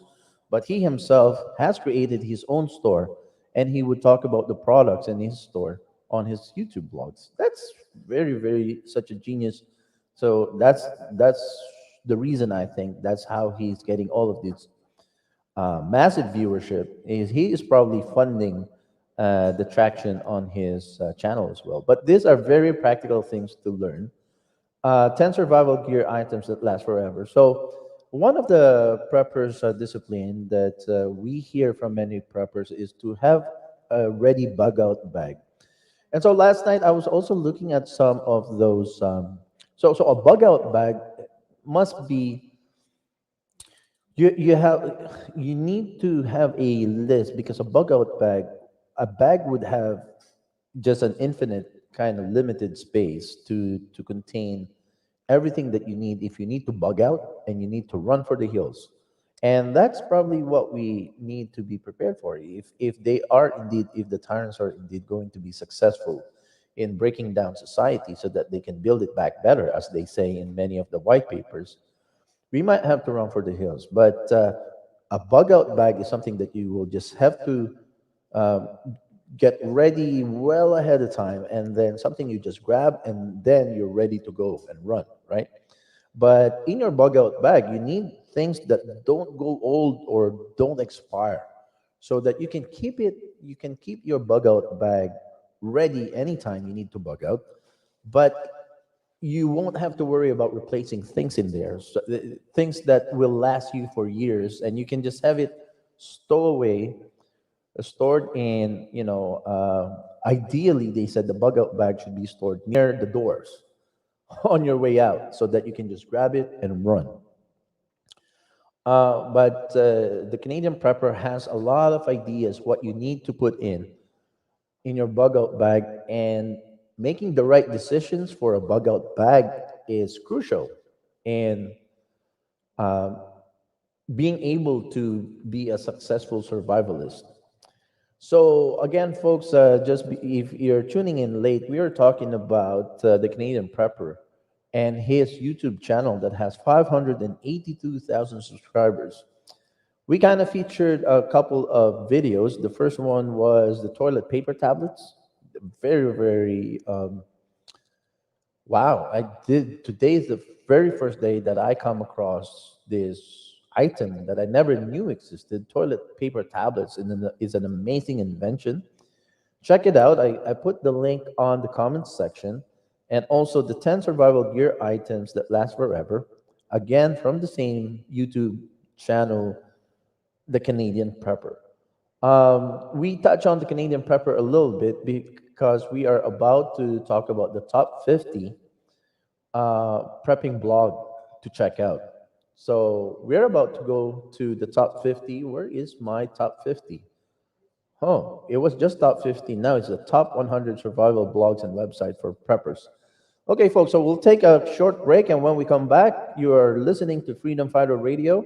On Fridays, we are going to have a big segment on prepping because a freedom fighter needs to be ready all sorts of ways. Ready to fight, but also ready to bug out if need be. So, folks, this is Freedom Fighter Radio. I'm your host, Joey Salvador. You're listening to a Freedom Fighter Friday morning show, only here on The Ordinary Joe. We are going to be back in less than a minute. Don't go away. We'll be right back after these messages.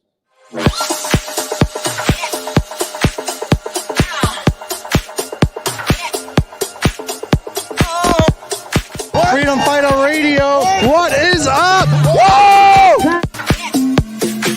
Shout out to Freedom Fighter Radio. And Joe, you're doing great work, brother, and I love it. All right? Always.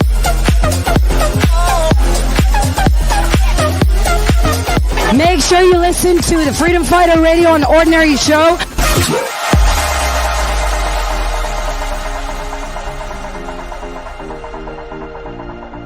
I'm on Freedom Fighter Radio on the Ordinary Joe Show. That's quite a mouthful. Yes. Hey guys, this is Chris Sky. Listen to Freedom Fighter Radio. They're here today, back in the blue, and so am I.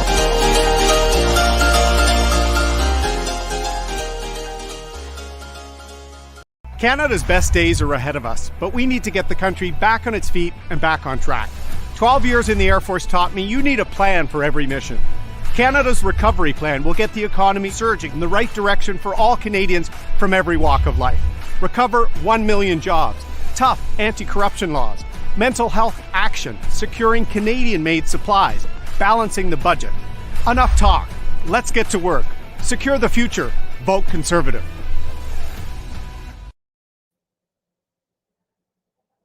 Please consider supporting the OJTV production costs and be an insider member for only $3 a month. Go to patreon.com/OJTV Canada.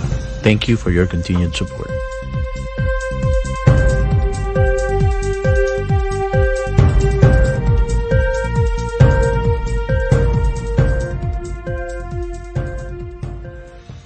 Canadians all across the country are sick and tired of the lies, the fear-mongering, and the hate speech they hear from the mainstream media. Download the free radio app, Freedom Fighter Radio. Click the link below, scan our QR code, join our mailing list, and get a free download of our Freedom Fighter Radio app, only here on OJTV on The Ordinary Joe Show.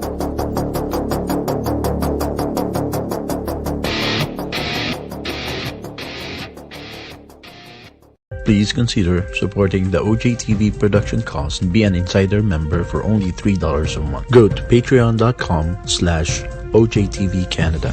Thank you for your continued support.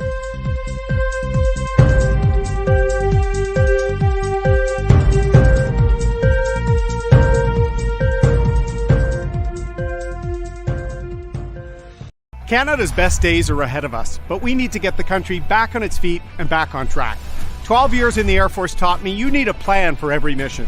Canada's recovery plan will get the economy surging in the right direction for all Canadians from every walk of life. Recover 1 million jobs, tough anti-corruption laws, mental health action, securing Canadian-made supplies, balancing the budget. Enough talk. Let's get to work. Secure the future. Vote Conservative.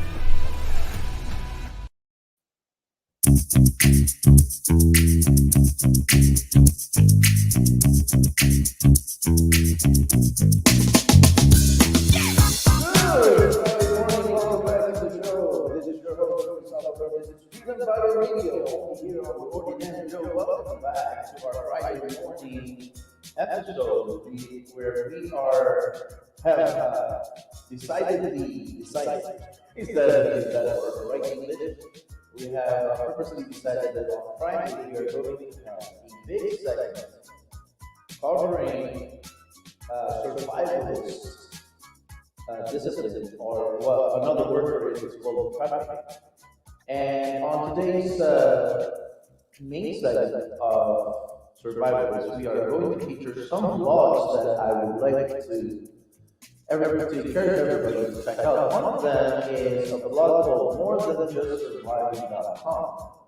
So https colon forward slash double forward slash morethanjustsurviving.com. That is one of the top 50 survival pages, survival blogger pages that you can check out there.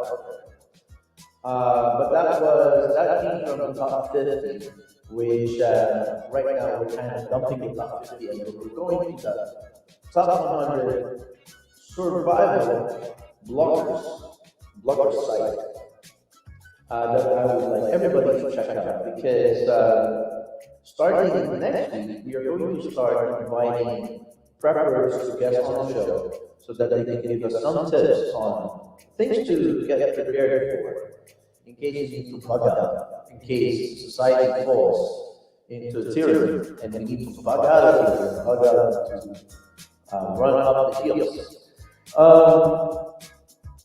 So there are bloggers that are all about selling products. There are bloggers that are actually all about helping people to know and develop skills on survival skills. So I would like to encourage everybody just to be very. Oh, sorry, Fabian Katri was saying I was very echoey, and oh my goodness, that mute button just popped out again. So half of those that I just said you didn't hear. Am I still very echoey, Fabian? Please go to the comment section. Anybody who hears me echoey, I don't know what's the problem. Why am I echoing? What about now? Am I still echoey? Very echoey. Okay. Echo, echo, echo. I wonder what the echo is about. I hope the echo has went away. Much better now. Thank you, Fabian. Thank you. All right. So sometimes this soundboard, I'm not a big soundboard guy. It would be much preferred if I have a sound technician. But we cannot afford that, of course. Not yet, until we have our own. David was saying good now. Thank you, David. Okay, so just before the break, we were talking about the top 50 blogger site, because we have decidedly now integrated on our Friday morning show that every Friday morning we are going for our morning radio, Freedom Fighter radio show, we are going to integrate one of the main segments will be for prepping. Uh, because on the segment one of the show this morning, we were talking about how, as freedom fighters, and we have to have that kind of mentality where it's like being a prize fighter. And a prize fighter will know if he's going to win the fight date if number one, he is physically conditioned. He has the discipline with his physical conditioning, his diet, his sleep, his exercise. But on top of it, I was talking about one of the most important part of winning a prize fight is mental toughness. We were talking about mental toughness on segment one, and then on segment two, for those who just tuned in on segment two, we're talking about how we are going to integrate prepping segment on every Friday, Freedom Friday morning show. And because I think that we need to have both strategies: strategy of moving forward and taking back our country, taking back our province, and restoring our freedoms and fighting for our freedoms. But at the same time, we need to have a strategy to bug out in case that the tyrants are gaining ground, and we need to regroup and we need to run for the hills and regroup and reorganize our fight, right? So part of the discipline of a freedom fighter, I think, is also knowing what to prepare for in case you need to bug out. So we on segment two of the show this morning, we touch on a couple of trending videos from the Canadian prepper, and one of them is the Canadian prepper have featured something that I never knew existed in the past. This is called the toilet paper tablets. So the Canadian prepper is really good with many of these things to the basics of learning how to be a survivalist in the wilderness, because that's probably the place most freedom fighters will run to. See, I don't understand why some freedom fighters are talking about how if Canada falls, they want to run to Mexico, for example, or other countries. And I understand that mentality that, people are kind of getting ready to bug out of Canada altogether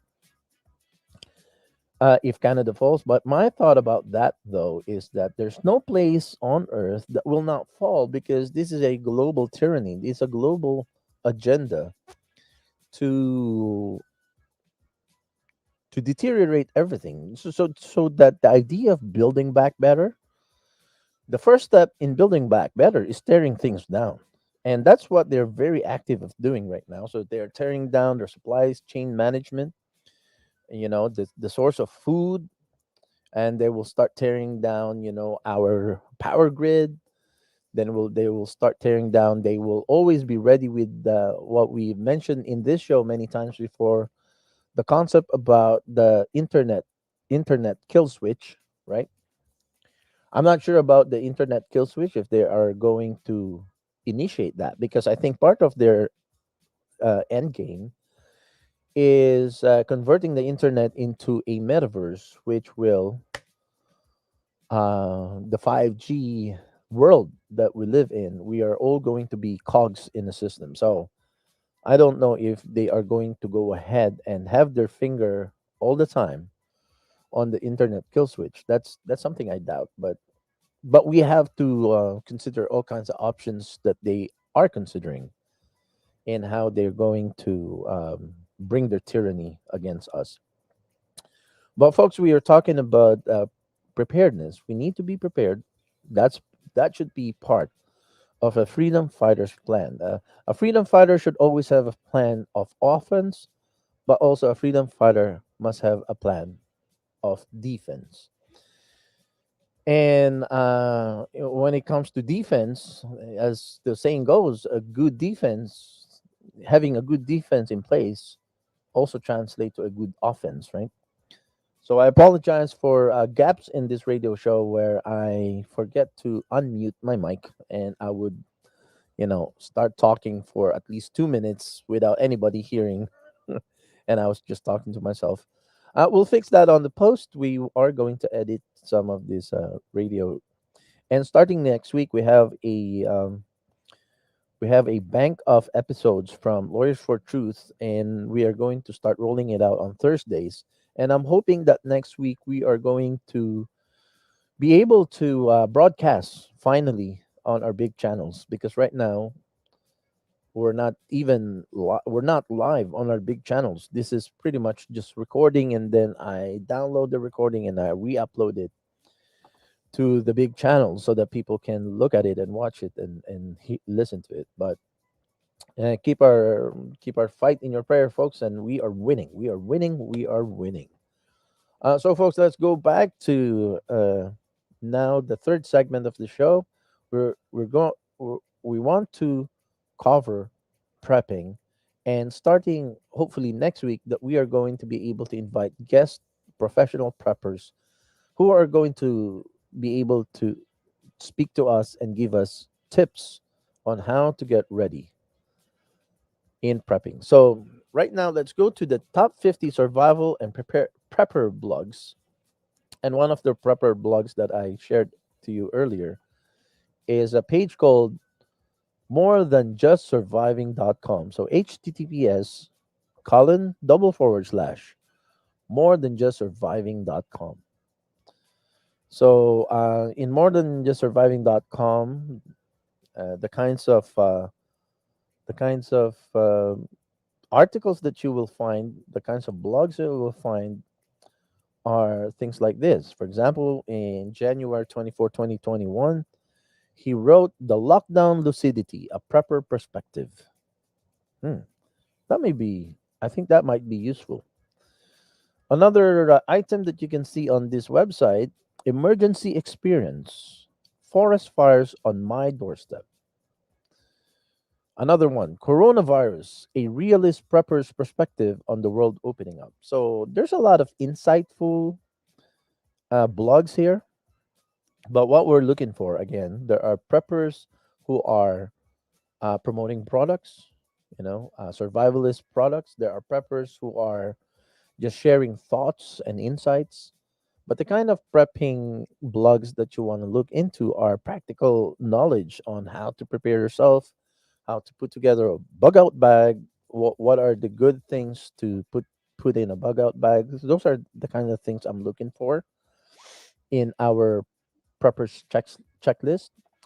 And I'm also looking for, and if you guys know anybody that we can invite over and speak to our audience, I like preppers who knows how to store food, how to make food, prepare food in such a way that you can store it and it won't go bad for months, and it will still stay healthy and still be, uh, I think when it comes to food preparation and making storable food, the biggest problem with not doing it the proper way, a lot of people get sick with rotten food. If you don't know how to preserve food the proper way, and I'm not talking about putting bunch of preservative chemicals. That's not even that's not good for our health to be using a lot of preservatives.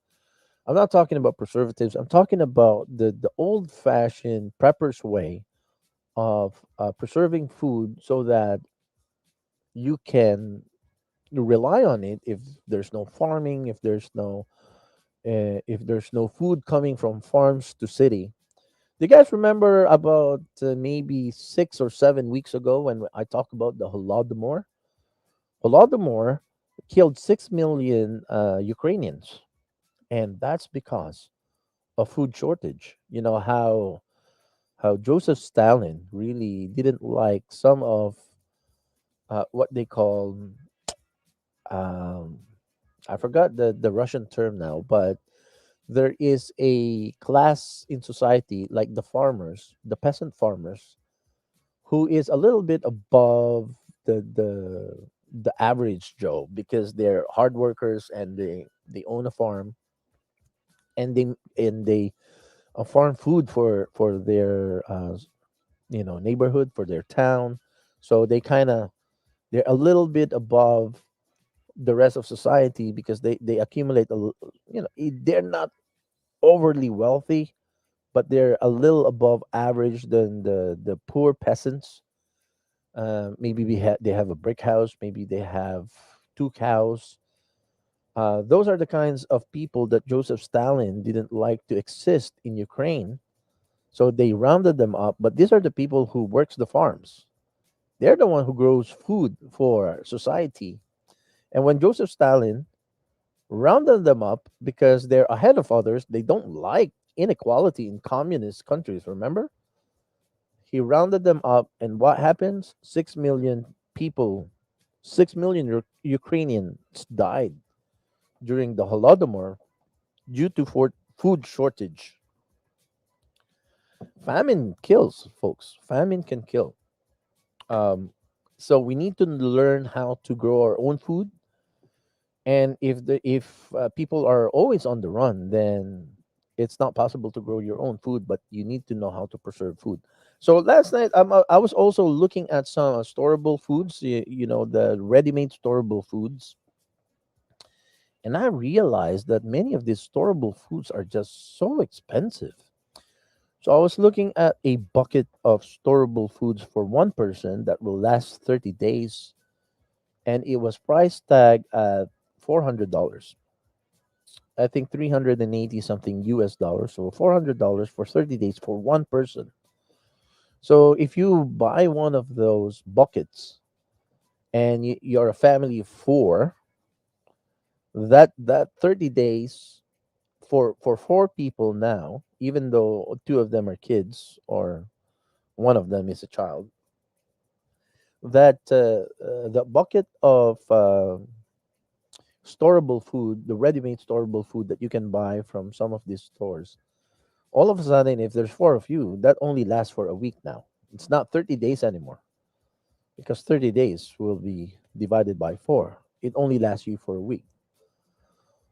And so, if you need to be able to survive for a month without having to do grocery or buy food or grow your own food, not being able to grow your own food, then you need at least four of these for all four to survive for 30 days.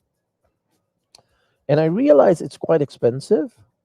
And there are other alternatives. Like I'm thinking, if you buy 10 uh, bags of 10-pound Calrose rice, for example, that will only cost you $100.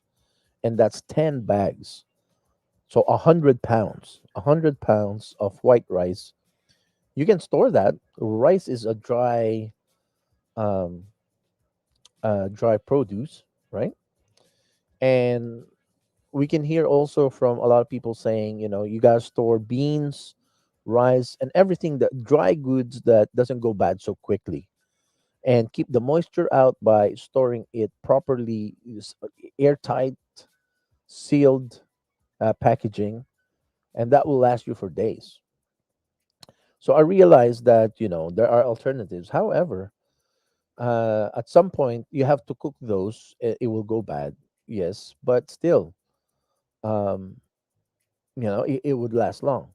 However, when a person's on the run and you're running away from tyrants, it's very cumbersome to be lugging around big food bags and stuff, and you can lose it. People can steal it away from you, or people will fight you for it. So I see the practicality, although as expensive as those storable foods are. I saw that the practicality of it, that number one, it can stay good for months. Some of them can go for 30 months. So that's 3 years, just in case nothing happened, right? And you have those. And then just before, if nothing happens and society goes back to normal, then you can just eat that and then replace it for a fresh one, just in case something happened in the future. But it's easy to lug around. It's easy to put in the trunk of your car if you need to bug out and go to the hills, run to the hills. And creating your own storable food is cheaper, but it's more cumbersome because they'll have big packs. But on top of, I think storable foods is only good if you need to have storable food that will last you at least 60 days, in my opinion, so that if you're on the run and you cannot find a place to settle so that you can farm your own food and grow your own food or hunt for food, and first find a stable shelter for your family, that you can stay there until tyranny kind of dissipates, or maybe tyranny will not dissipate, and then you might have to start your own society where you bug out to, right? But in the beginning, when you're on the run, then you cannot do all of the farming and growing your own food, all that kind of stuff. Then that's when the storable food comes in handy. Again, it's not cheap. I saw that if you want to buy a ready-made storable food that lasts 30 days for one single person, it's about 400 US, 380 something US dollars, close to 400. And if you're a family of four, right, and you want to be ready to be on the run, you need eight of those buckets. because you need two per person to last for 60 days. That's just my thoughts about it. And then you also need to pack a lot of seeds. So we're just talking about food now. We're not talking about the other things in survivalist um, discipline, in being ready to bug out and being ready to survive if they turn off the power grid, if they really deteriorate society. Um, Again, folks, we have to open our mind to the possibility. That's one of their agenda. The end game is to build back better, right? That's one of their end games. But how do you build back better? First, you destroy everything that is status quo right now. So when they build back better, basically they want to build society in such a way that they're in full control of every single person on earth. That's why they want to build back better and destroy how society is now in the present. That's just what we're going to. David Carlson on the comment section saying an excellent discussion with Mr. Patrick Brines and Mel K this morning. Deep State and Maricopa. We'll send you a link on Messenger. OJ, thank you, David. Yep, I'm looking forward to that. And David also sent a Rumble video. I'll check it out after the show, David. Thank you very much. So today we're talking about prepping, and we're talking about how every Friday we are going to have a segment all about prepping. And but for today, we are going to feature some of the top 50 prepping bloggers out there that I want you to check out. So number one, the top 50 more than just surviving. Check that out. And the 50 best survival blogs on the net. SHFT plan. So it looks like that's top one. Top two on the list is off grid survival. That's the name of the blog. What's going on here? And number three is Survivopedia. Number four on the list is the Survivalist blog. And number five on the list is the Prepper Journal. So we have five here to discuss and give you some insights on this blogger's websites. SHF SHTF plan. I don't know what it stands for. We'll check it out. Number two on the list is Off Grid Survival bloggers. Number three is Survivopedia. It's a blogger site. Again, one of the top 50 survival blogs on the net. Number four on the list is the Survivalist blog. And number five on the list is the Prepper Journal. So let's take a look at each one of them, starting with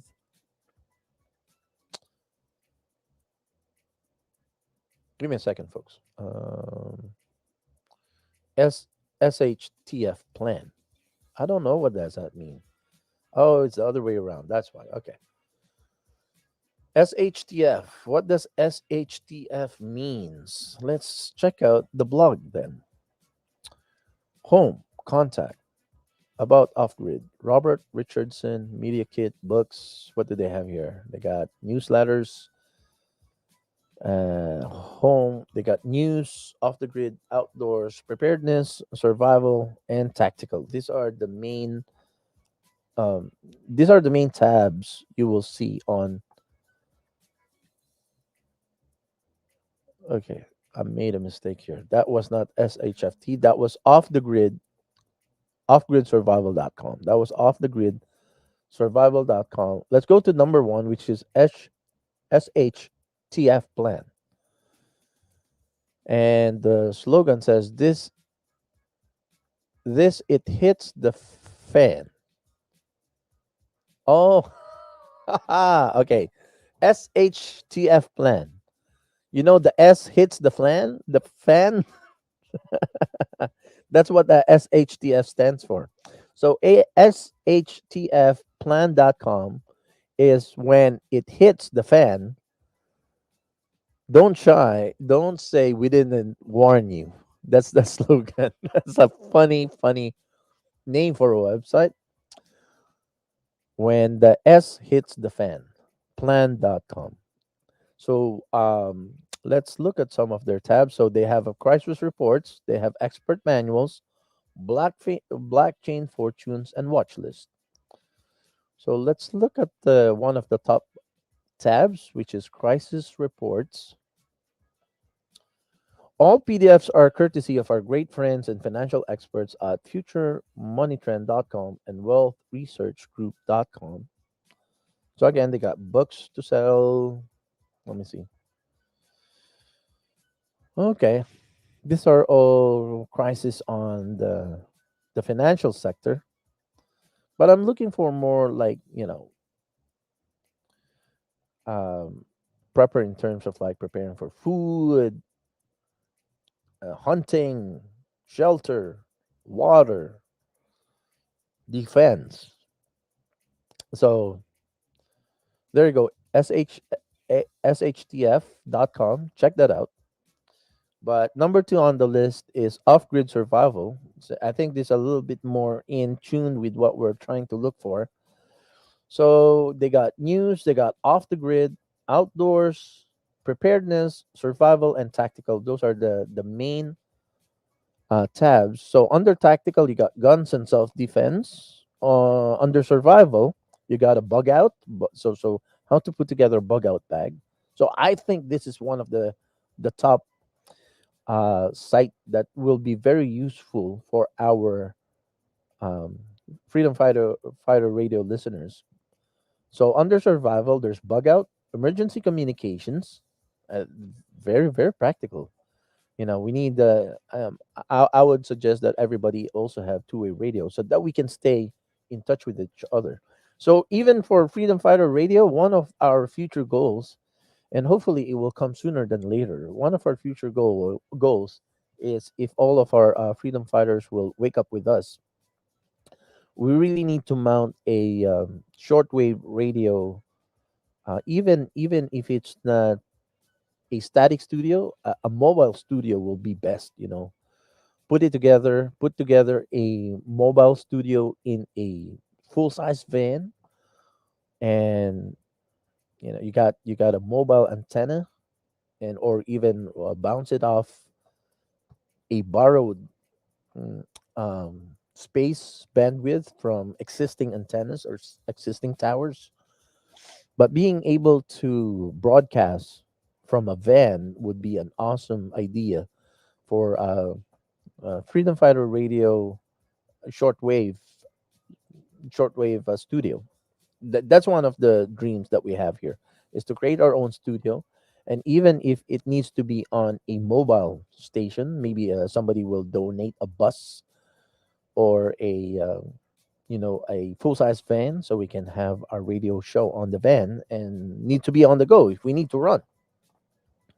So emergency communication is one of the items in the survival tab. Fishing, hunting, and trapping. Okay, that's very practical and very useful. Food and water, shelter, survival gear, survival knives, survival skills, survivalism, SHTF. Again, when S hits the fan, that's what the SHTF means. SHTF threats, urban survival, and wilderness. That's under survival tab. And now we're talking about offgridsurvival.com. That's a very useful blogger's website. So under preparedness tab, you will see man-made disasters, natural disasters, planning, and prepping. Under the outdoors tab, the sub tabs are lifestyle, camping, hiking and backpacking, hiking gears, outdoor tips, and profiles. Under the off the grid tab, you will see sustainable living blogs, homeschool, homestead, travel and RV, and under the news tab, you will see social unrest, economic preparedness, emergency threats, police state, and prepper watch. Again, folks, this is number 2 on the list, called offgridsurvival.com. And I'm very impressed already just looking at the sub tabs on just the main titles on the tabs and the sub tabs. I think I'm very impressed. It's really in line with what we're looking for. So check out offgridsurvival.com. That's https:// offgridsurvival.com. That's number 2 on the list. And number 3 on the list will be survivalistblog.net. We'll take a look at this, but for now, let's take a short break. And when we come back, we are continuing on the top 50. And today we're covering the top 5 survival and prepper blogs out there on the net that we want to review and we want to recommend to all our Freedom Fighter listeners. This is Freedom Fighter Radio. I'm your host, Joey Salvador. Don't go away. We'll be right back after these short messages. Canada's best days are ahead of us, but we need to get the country back on its feet and back on track. 12 years in the Air Force taught me you need a plan for every mission. Canada's recovery plan will get the economy surging in the right direction for all Canadians from every walk of life. Recover 1 million jobs, tough anti-corruption laws, mental health action, securing Canadian-made supplies, balancing the budget. Enough talk. Let's get to work. Secure the future. Vote Conservative.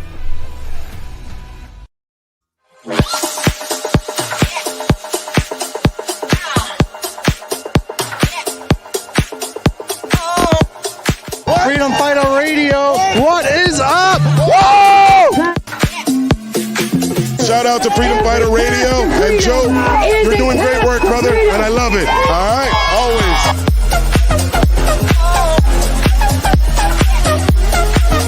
Make sure you listen to the Freedom Fighter Radio on Ordinary Show.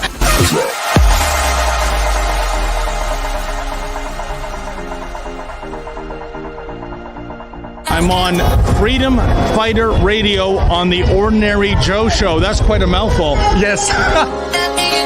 Hey guys, this is Chris Guy. Listen to Freedom Fighter Radio. They're here today back in the blue, and so am I.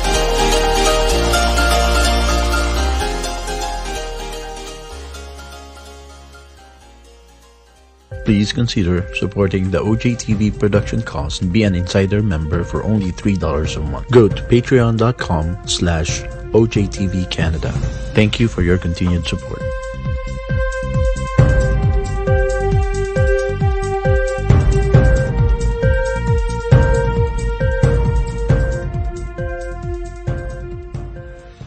Canadians all across the country are sick and tired of the lies, the fear-mongering, and the hate speech they hear from the mainstream media. Download the free radio app, Freedom Fighter Radio.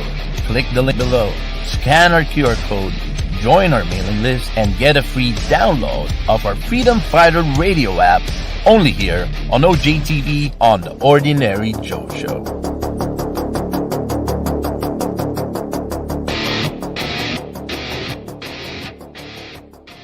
Canada's best days are ahead of us, but we need to get the country back on its feet and back on track.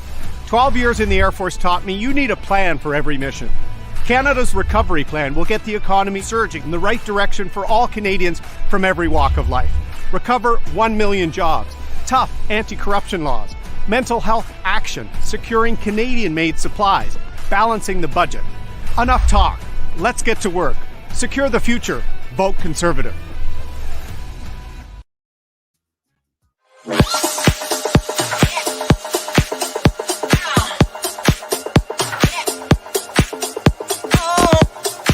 Freedom Fighter Radio.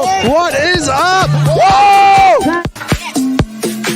Shout out to Freedom Fighter Radio. And Joe, you're doing great work, brother, and I love it. All right? Always.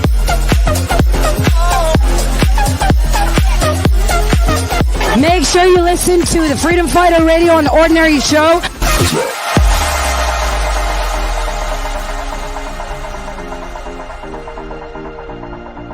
I'm on Freedom Fighter Radio on the Ordinary Joe Show. That's quite a mouthful. Yes.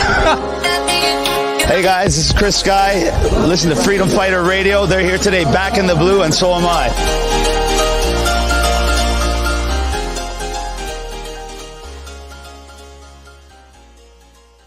Please consider supporting the OJTV production costs and be an insider member for only $3 a month. Go to patreon.com/OJTV Canada. Thank you for your continued support.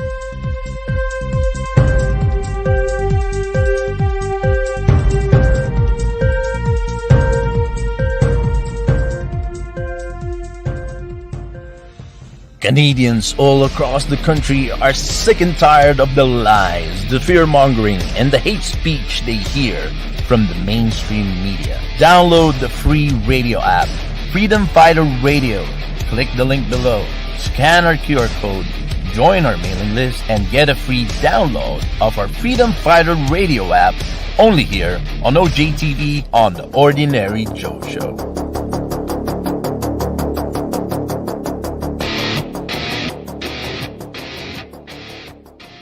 Canada's best days are ahead of us, but we need to get the country back on its feet and back on track. 12 years in the Air Force taught me you need a plan for every mission. Canada's recovery plan will get the economy surging in the right direction for all Canadians from every walk of life. Recover 1 million jobs, tough anti-corruption laws, mental health action, securing Canadian-made supplies, balancing the budget. Enough talk. Let's get to work. Secure the future. Vote Conservative.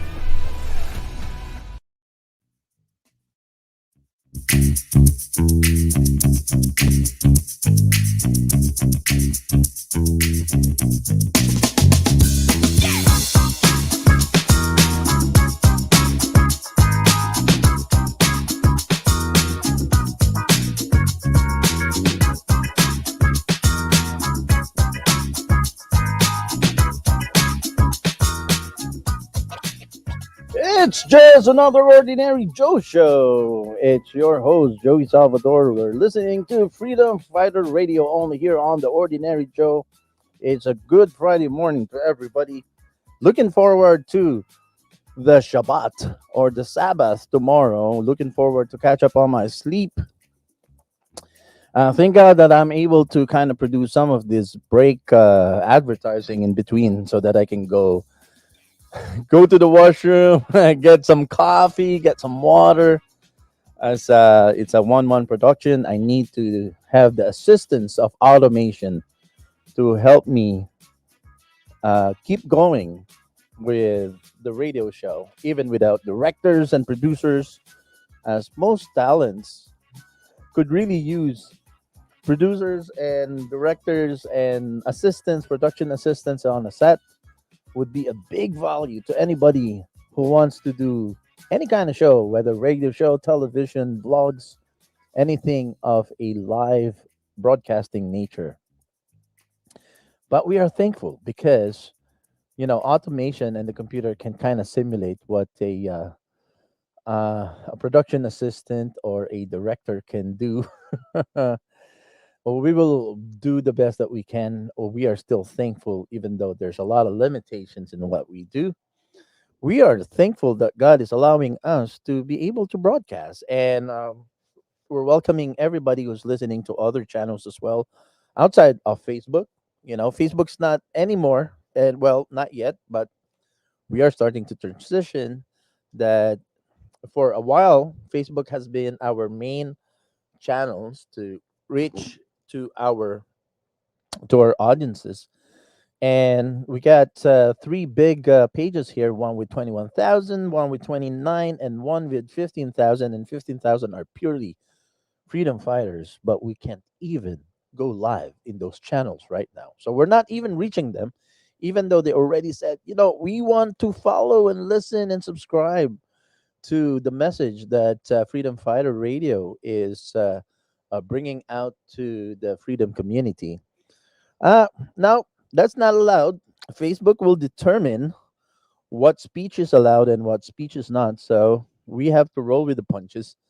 But we are still thankful because starting this week, we are welcoming Rumble channel listeners.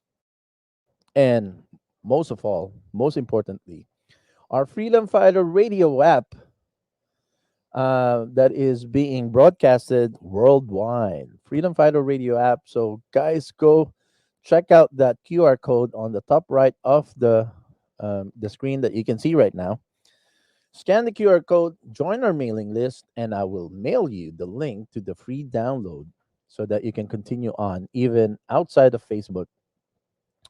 You can continue on listening to us. And very soon, because thank God for some advertising revenues that we are expecting very soon. I'm also going to fire up our old account with Spreaker.com. Our old account with Spreaker back in 2018, it still exists, but I'm not paying for subscription because it gets a little pricey. But when we get that fired up, our Spreaker account pushes our content automatically on a weekly basis. It already has a setup there, but maybe the Apple podcast, I need to rework that. But the Spreaker, our Spreaker channel, our Spreaker account has a sort of like a syndicating kind of structure where every week it pushes our content to Spotify, to iHeartRadio, to SoundCloud, uh, and and most of all, most importantly, is Apple Podcasts or iTunes. But it seems like the iTunes and the Apple Podcasts sort of like got disconnected, and it's just a matter of like learning. It's a learning curve, learning how to reconnect it again. The technical learning curve, how to do that. But we'll come around to be able to do that. Looking forward to a very restful Sabbath tomorrow, and on Sunday, I am going to build the computer that the Ronquillo brothers have donated. It's been sitting here, been donated. I've been using the laptop that they have donated, but I haven't built or I haven't connected yet. I need extra mouse and keyboard and some peripherals and connectors so that it can share hard drives and monitors and whatnot. So I just haven't had the time to get that all set up. But for all our post live listeners, if anybody wants to donate extra monitors, extra wireless keyboards and mouse, that would be very much appreciated. We need to purchase some cabling and connectors. We might just order that from Amazon as soon as I figure out what kind of setup. It'll be also nice to have like those mounts where you can put the monitors and it's on a mount that you can move around. But I need something that can hold a 32-inch monitor. That's what we have here on the backdrop. And the computer that the Roquillo brothers donated wonderfully can actually support quadruple monitors where it's all in one computer, and then you can navigate from monitor to monitor. You can like distribute all the contents in different windows and four monitors, and they're all kind of seamless. You can jump from one monitor to other. So I really am very thankful to the Ronquillo brothers who've donated some of this equipment. It's just a matter of time for me to kind of get it connected, fire up the computers, and again, thank God for the unexpected advertising revenue. We can re-fire up our Spreaker hub, Spreaker.com, which will push our content now to Spotify, iHeartRadio, SoundCloud, and iTunes. I'm so excited about that. Hopefully, we can get that fired up next week. But folks, still, I think the main places where we want to build our audience right now is our Freedom Fighter Radio app. Scan the QR code on top right of it's actually the top left too has the QR code, but it's being covered by our banner. Good Friday morning freedom. But the top right uh, QR code there, you can scan it, and then you can join the mailing list and receive the link. Rumble, Freedom Fighter Radio Rumble channel is also fired up, and we are asking everybody to help us build that channel. That will be an awesome channel for us. No censorship on Rumble, no censorship on our Freedom Fighter Radio app, and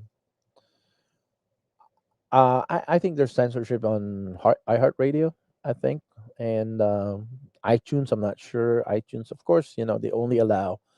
But for a long time, Joe Rogan was on iTunes. But Spotify, I'm suspecting they don't have a lot of censorship on Spotify because Joe Rogan's on Spotify. He was actually paid $500 million just to be on Spotify, right? $500 million to be on Spotify. Can you believe that? That's awesome. So, folks, continuing on with our topic for today, and this will be the last segment of this morning show. We are going to cover the top 50 preppers survival blogs on the net, and today we are covering five of them.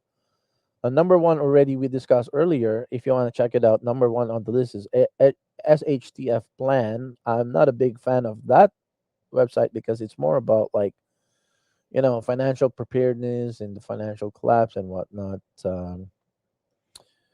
Yeah, there's a lot. There's some very useful information that you can get there, but it's more of like how to prepare financially.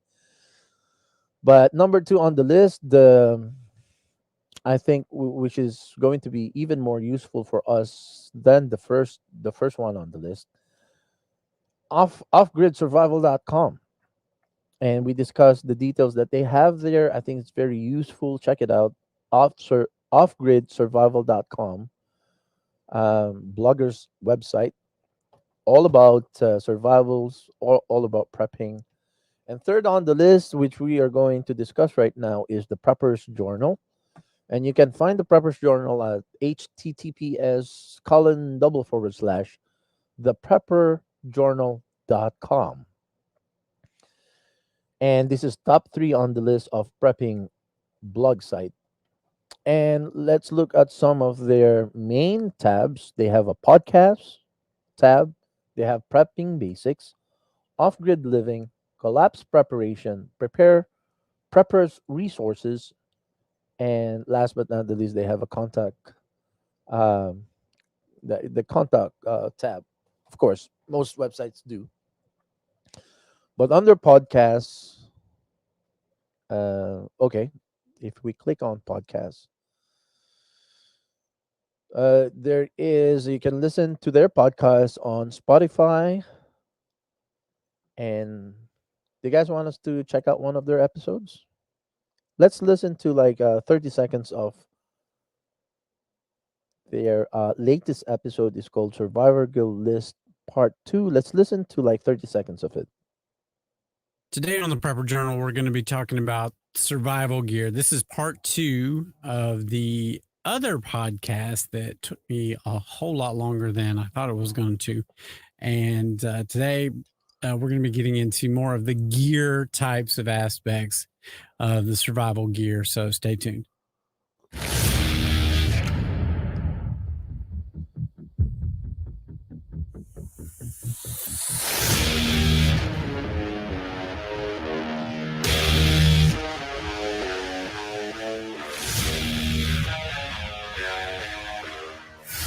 You're listening to the Prepper Journal podcast.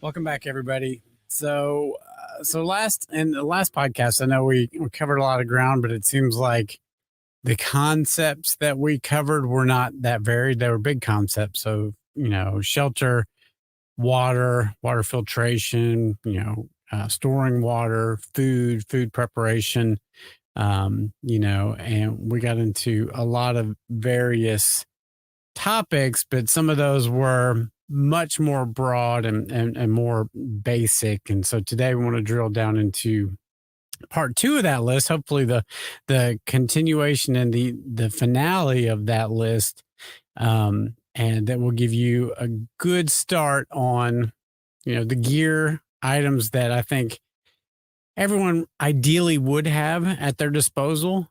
And like I said in the last podcast, none of these things are well, I should say many of these things are just going to be common pieces of gear that you have anyway, just as by nature of you being an American consumer with a house.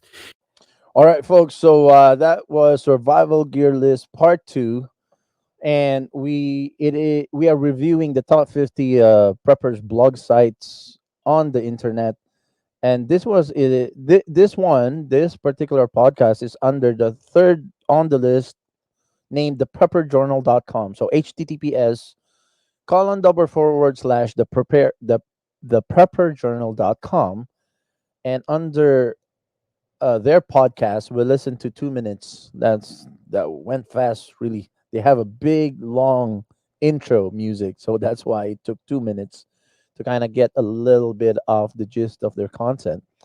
But we can hear that it's very well produced, it's very clear. I like the audio and the clarity, and it seems a very well professionally done podcast, and the Prepper Journal.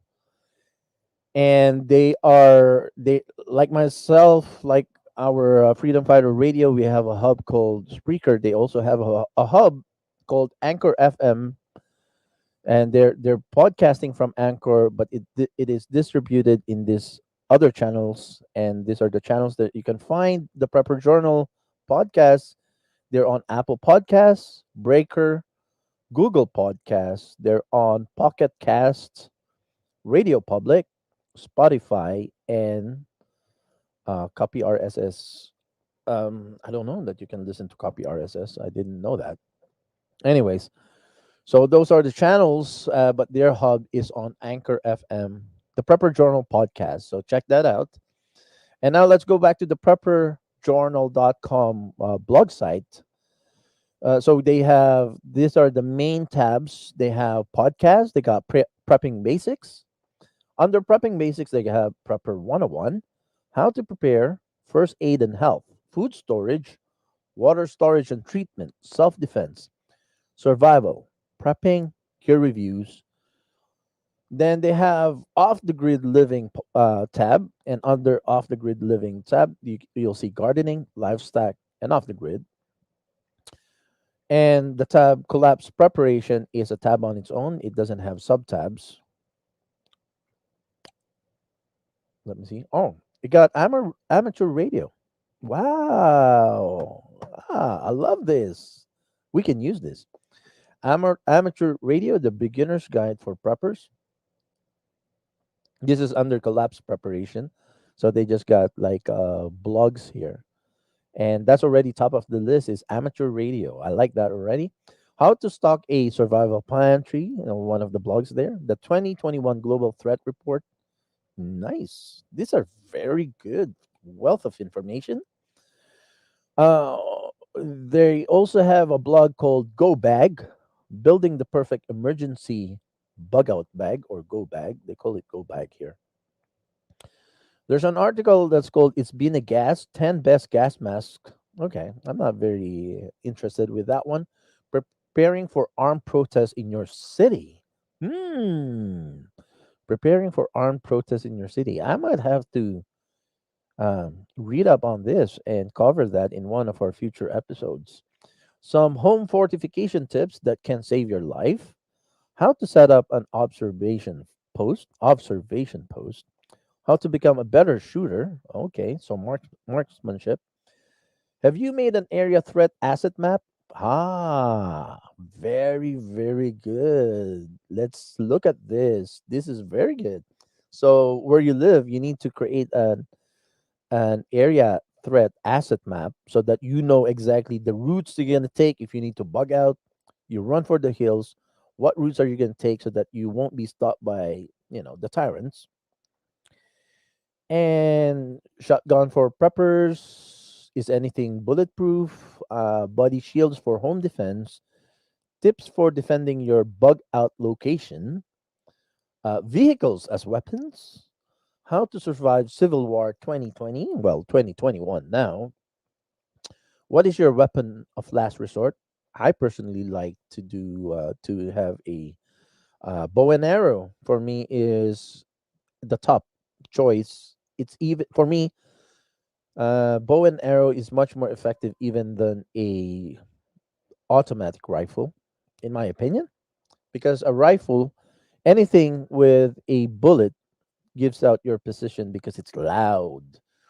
Concealed carry, a beginner's guide, protect your neighborhood with a powerful base defense, and many more, many more. So that's only under collapse preparation tab. And now we're talking about the third on the list, which is the prepperjournal.com.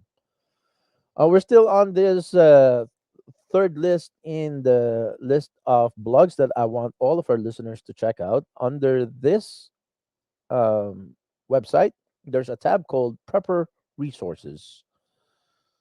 Under that tab is my preferred essentials, links and downloads. And then last but not the least, they have a contact us tab. So you can contact directly. Maybe I will have to contact and try and get a guest from their website.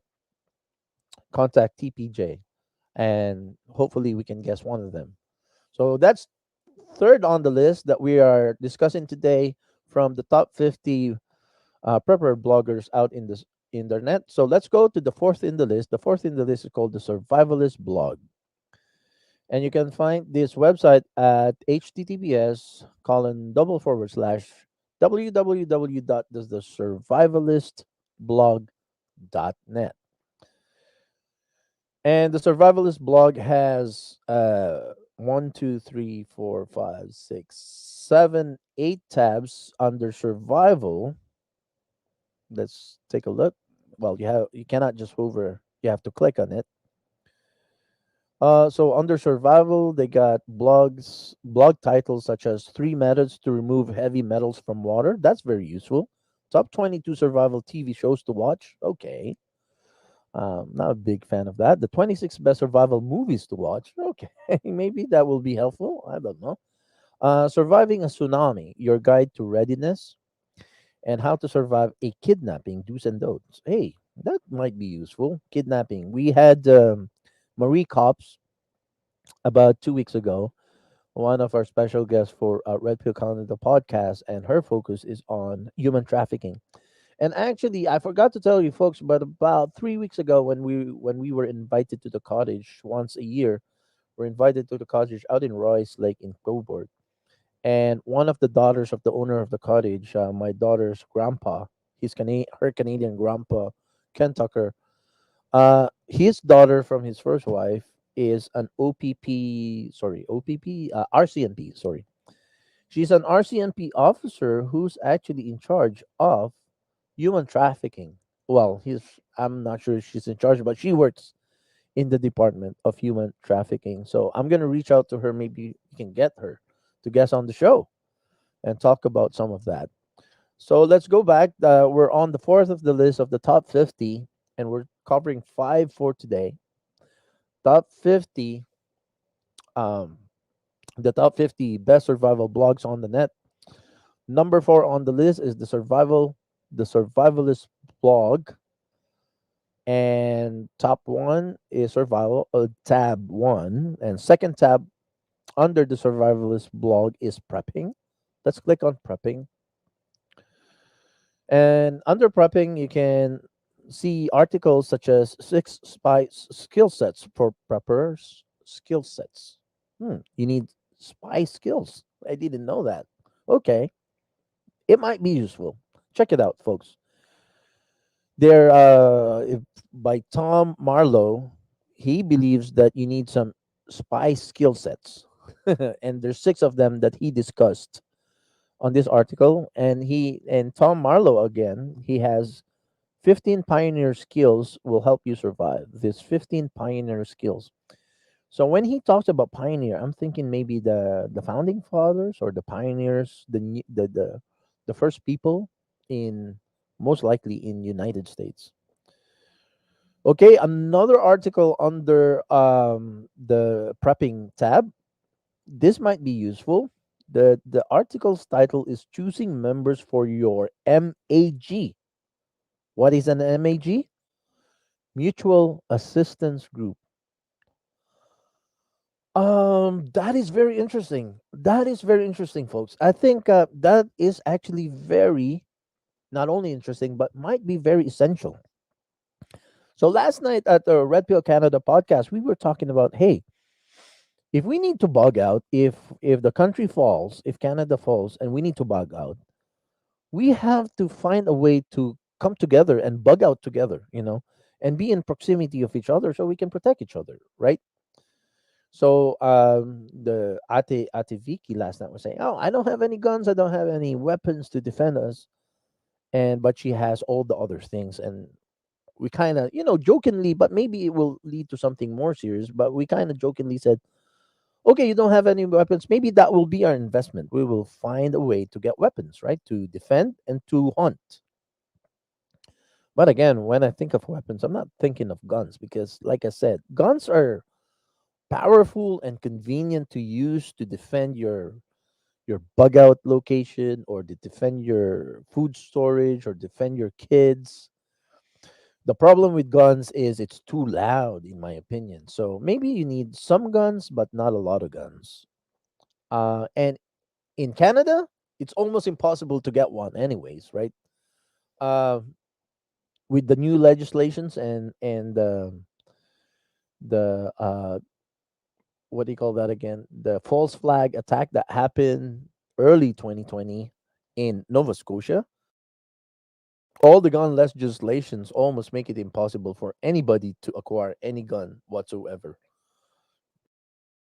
So the guns are useful, but almost impossible to get in Canada. But to have a mutual assistant group, MAG, they call it, that is, I think, that is very important. I'm so picked.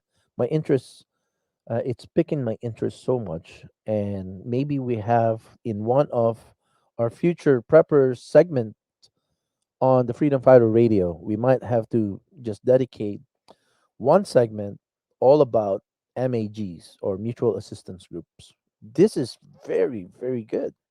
I'm really impressed. Yep, the survivalist blog.net. I'm quite impressed with the contents that they have here. So we're on fourth of the list, and the fourth on the list of the top 50 survival blogs on the internet. Number 4 on the list is the survivalist blog. We look at some of the titles that you can find under the prepping tab. Let's go to the homesteading tab. Homesteading. Let's see what can we find on homesteading. Some of the titles you'll find there is how much land do you need to be self-sufficient. Another article you'll find there is seed starting for preppers. What you need to know. Seed starting. I need to know more about seed starting. Pros and cons of raising ducks versus raising.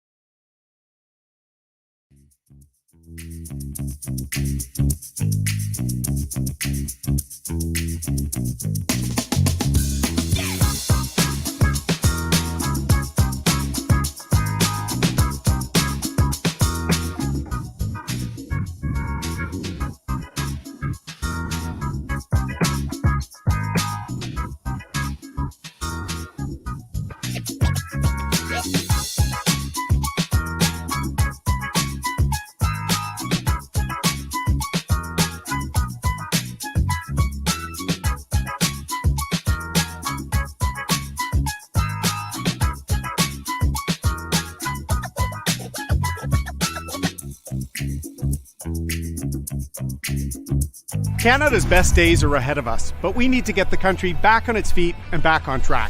12 years in the Air Force taught me you need a plan for every mission. Canada's recovery plan will get the economy surging in the right direction for all Canadians from every walk of life. Recover 1 million jobs, tough anti-corruption laws, mental health action, securing Canadian-made supplies, balancing the budget. Enough talk. Let's get to work. Secure the future. Vote Conservative.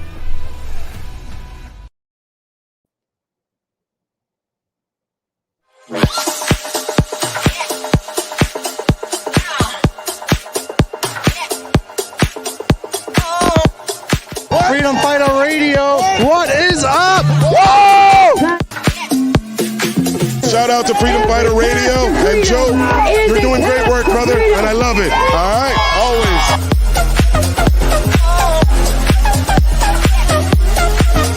Make sure you listen to the Freedom Fighter Radio on Ordinary Show.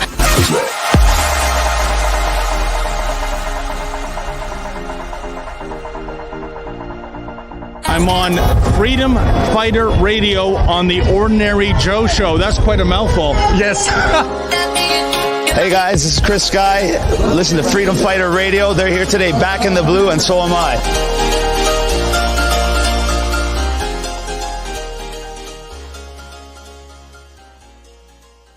please consider supporting the OJTV production costs and be an insider member for only $3 a month. Go to patreon.com/OJTV Canada. Thank you for your continued support.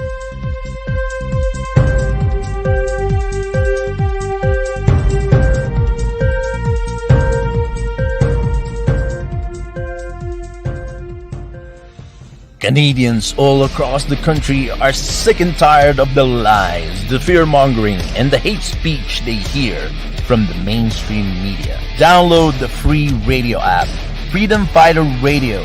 Click the link below, scan our QR code, join our mailing list, and get a free download of our Freedom Fighter Radio app only here on OJTV on The Ordinary Joe Show.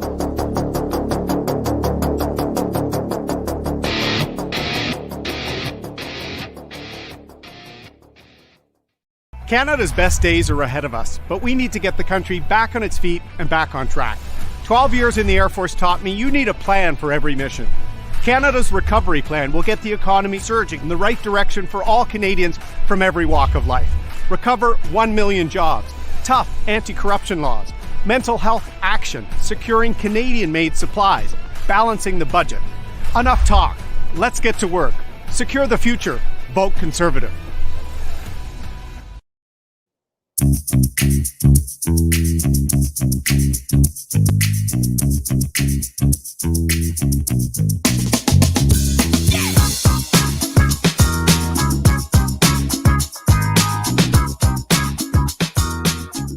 It's Freedom Fighter Radio, only here on The Ordinary Joe Show. I'm your host, Joey Salvador. Welcome back to the show after the short break there. And I apologize, folks, in the middle of our broadcasting, my mic turned off. The receiver of the wireless mic batteries just died, and I had to replace it.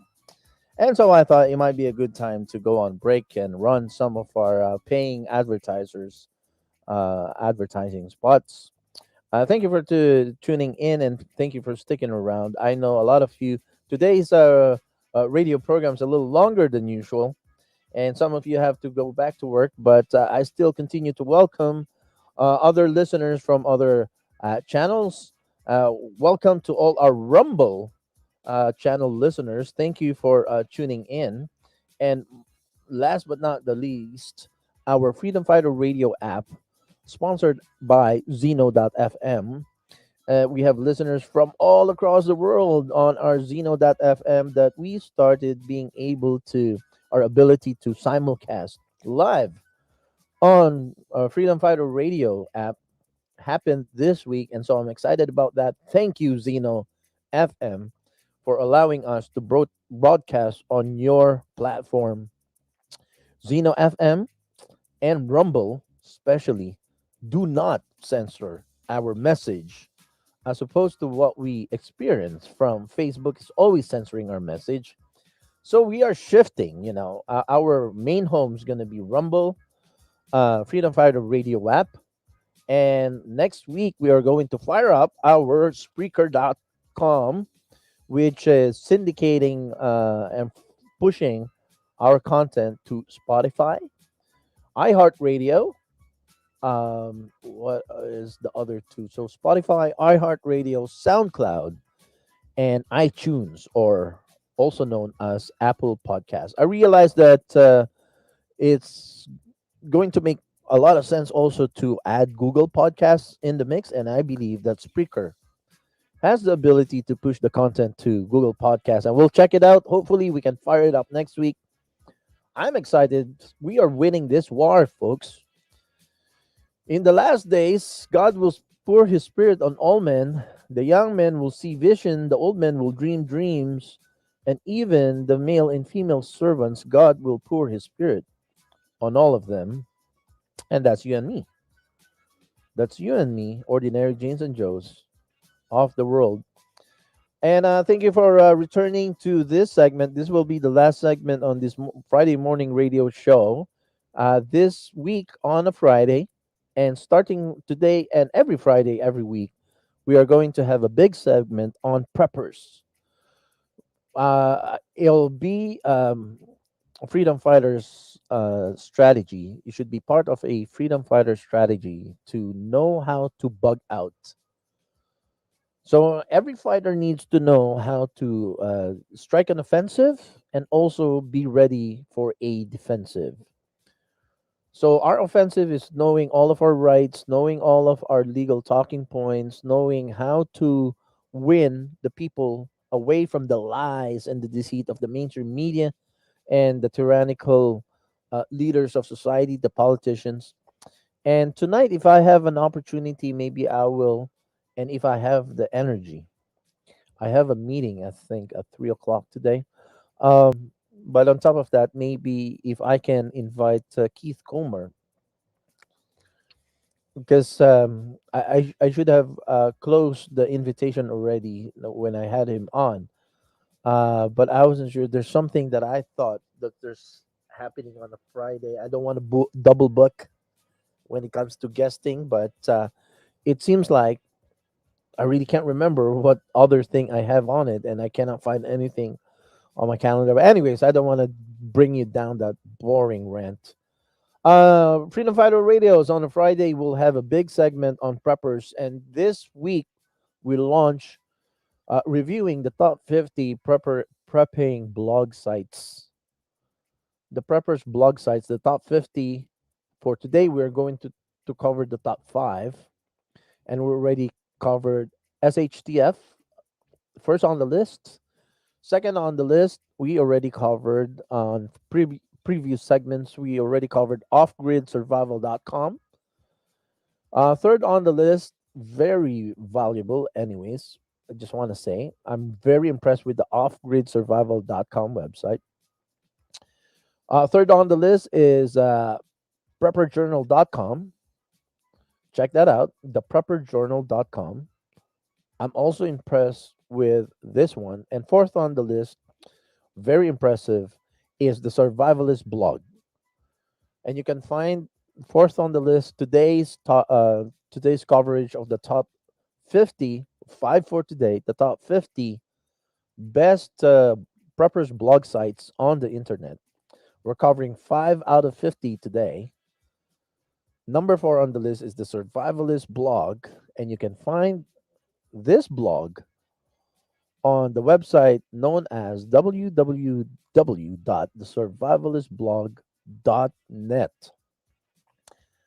And it has very important tabs. They have survival tab, prepping tab, homesteading, gear, defense, DIY, EDC, and frugality. So we covered survival tab and prepping tab. We're down to homesteading, and one of the homesteading um, article that I saw very interesting is the pros and cons of raising ducks versus raising chickens. I think that was very practical knowledge for every freedom fighter to know. Jerusalem artichoke, how to grow tons of it.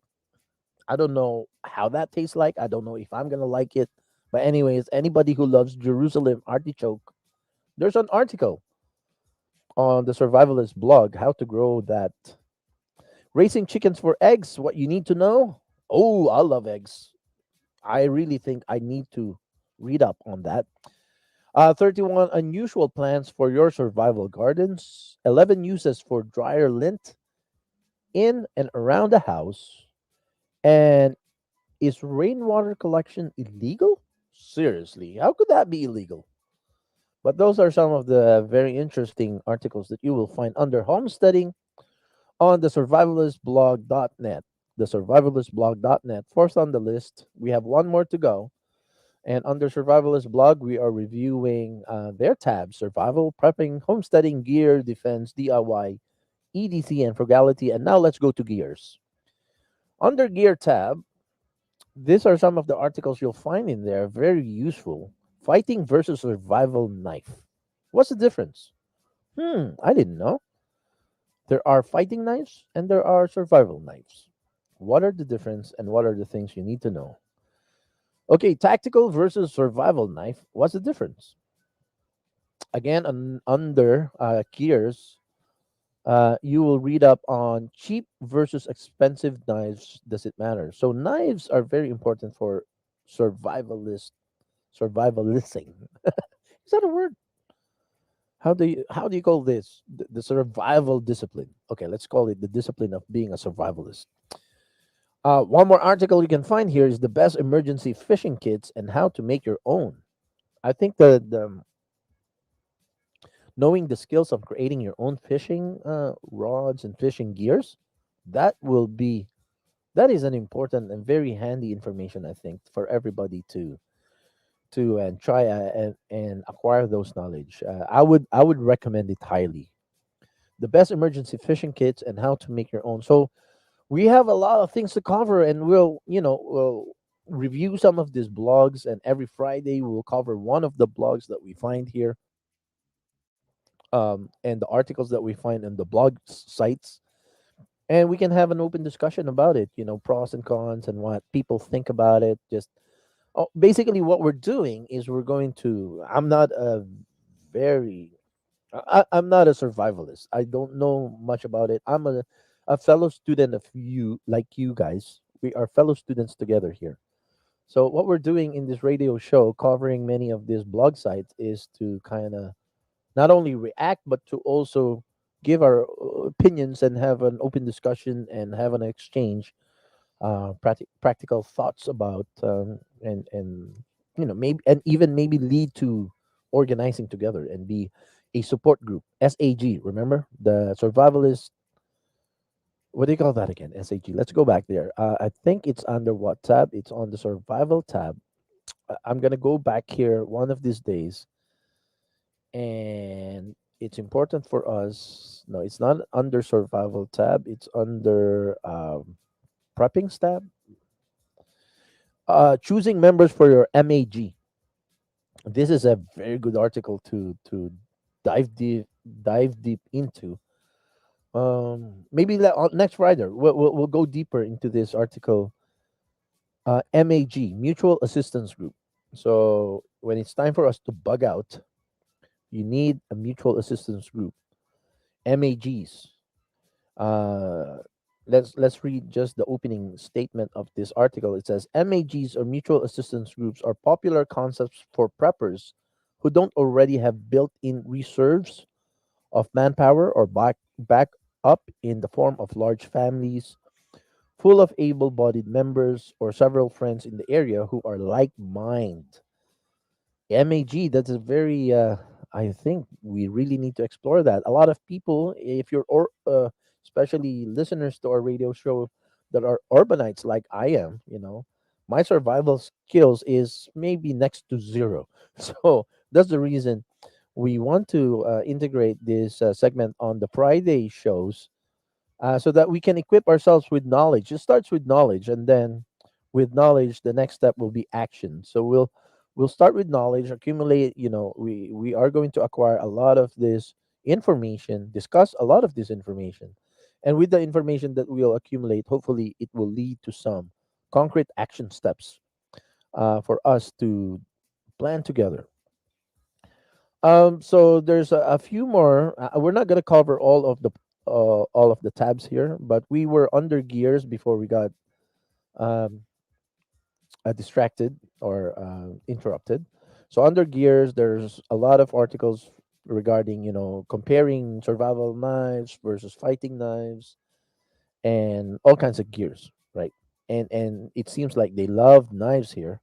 The 14 types of bows and which is right for you. And a photo of the blog is actually a kid. It looks like a 10-year-old kid uh, pulling a bow and arrow about to shoot. So even kids can actually learn if they learning the safety on handling some of these weapons. And they're not only weapons; they're also survival kits for hunting, for food. Kids learning how to use this is probably going to be very useful, so that your kids can also help to gather food for your family if it comes down to it. But I think, and any weapon handling, the first is safety. As when you already establish a safety culture in your family, how to handle weapons, I think that's the big part of it already. And then the marksmanship and learning how to shoot it accurately will just secondary. but safety is first. If your kids can be taught how to handle these gears safely, you're well on your way in having a family whose members are all survivalists. All right, folks, we're still on the fourth on the list, the Survivalist blog that you can find in www.survivalistblog.net.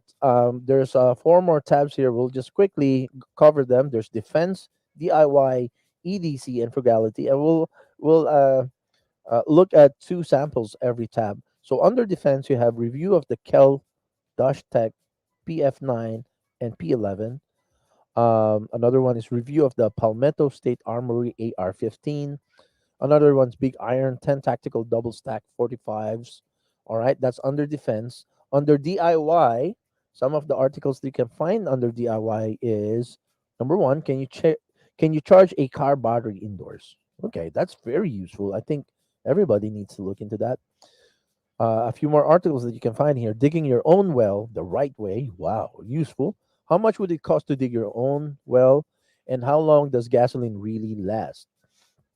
Under EDC, what does EDC means? Everyday carry, everyday carry. I guess that's what EDC means. Everyday carry.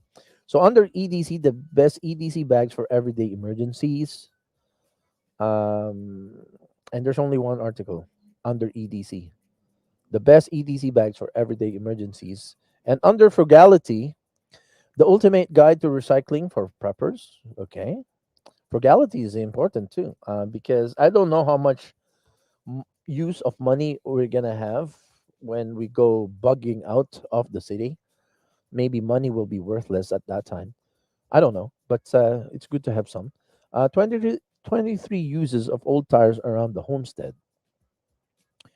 What else do we have? Oh, yeah, there's only two. Okay, so that's fourth on the list, folks. The Survivalist blog that you can find on www.survivalistblog.net. That's fourth on the list. And last but not the least, we are now going to cover a blog site called Survival Survivopedia. Survivopedia, number five on the list. And this is the first five on the series of bloggers site review of the 50 best survival blogs on the net that we are going to cover here on Friday mornings on the Freedom Fighter Radio, only here on the Ordinary Joe.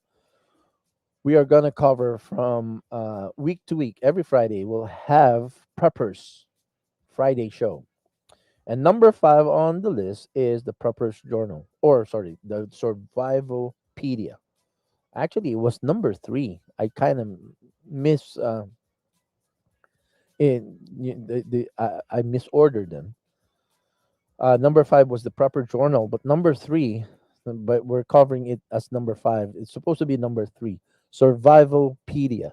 Okay, let's look at some of the tabs at Survivopedia. They have 5 or 6 tabs here. So the home tab, survival gear tab, general prep, weapons tab. They got food tab, and the newsletter of Survivopedia. So under home, you'll see some articles like a guide to requirements for fishing in the U.S. Articles like they have sub tabs: health, weapons, uh, latest things, food. Okay, that might be those. Well, yeah, I think those are a kind of okay. I got it. All right. So let's go technically the number one tab then. Home is just kind of a summary of everything.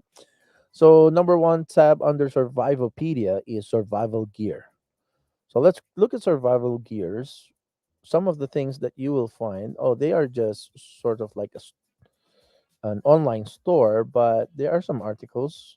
Power from the sun. It's talking about solar panels that you can actually carry in your backpack too. There are some food things that they're selling here. Buyers Club. Um, okay, okay.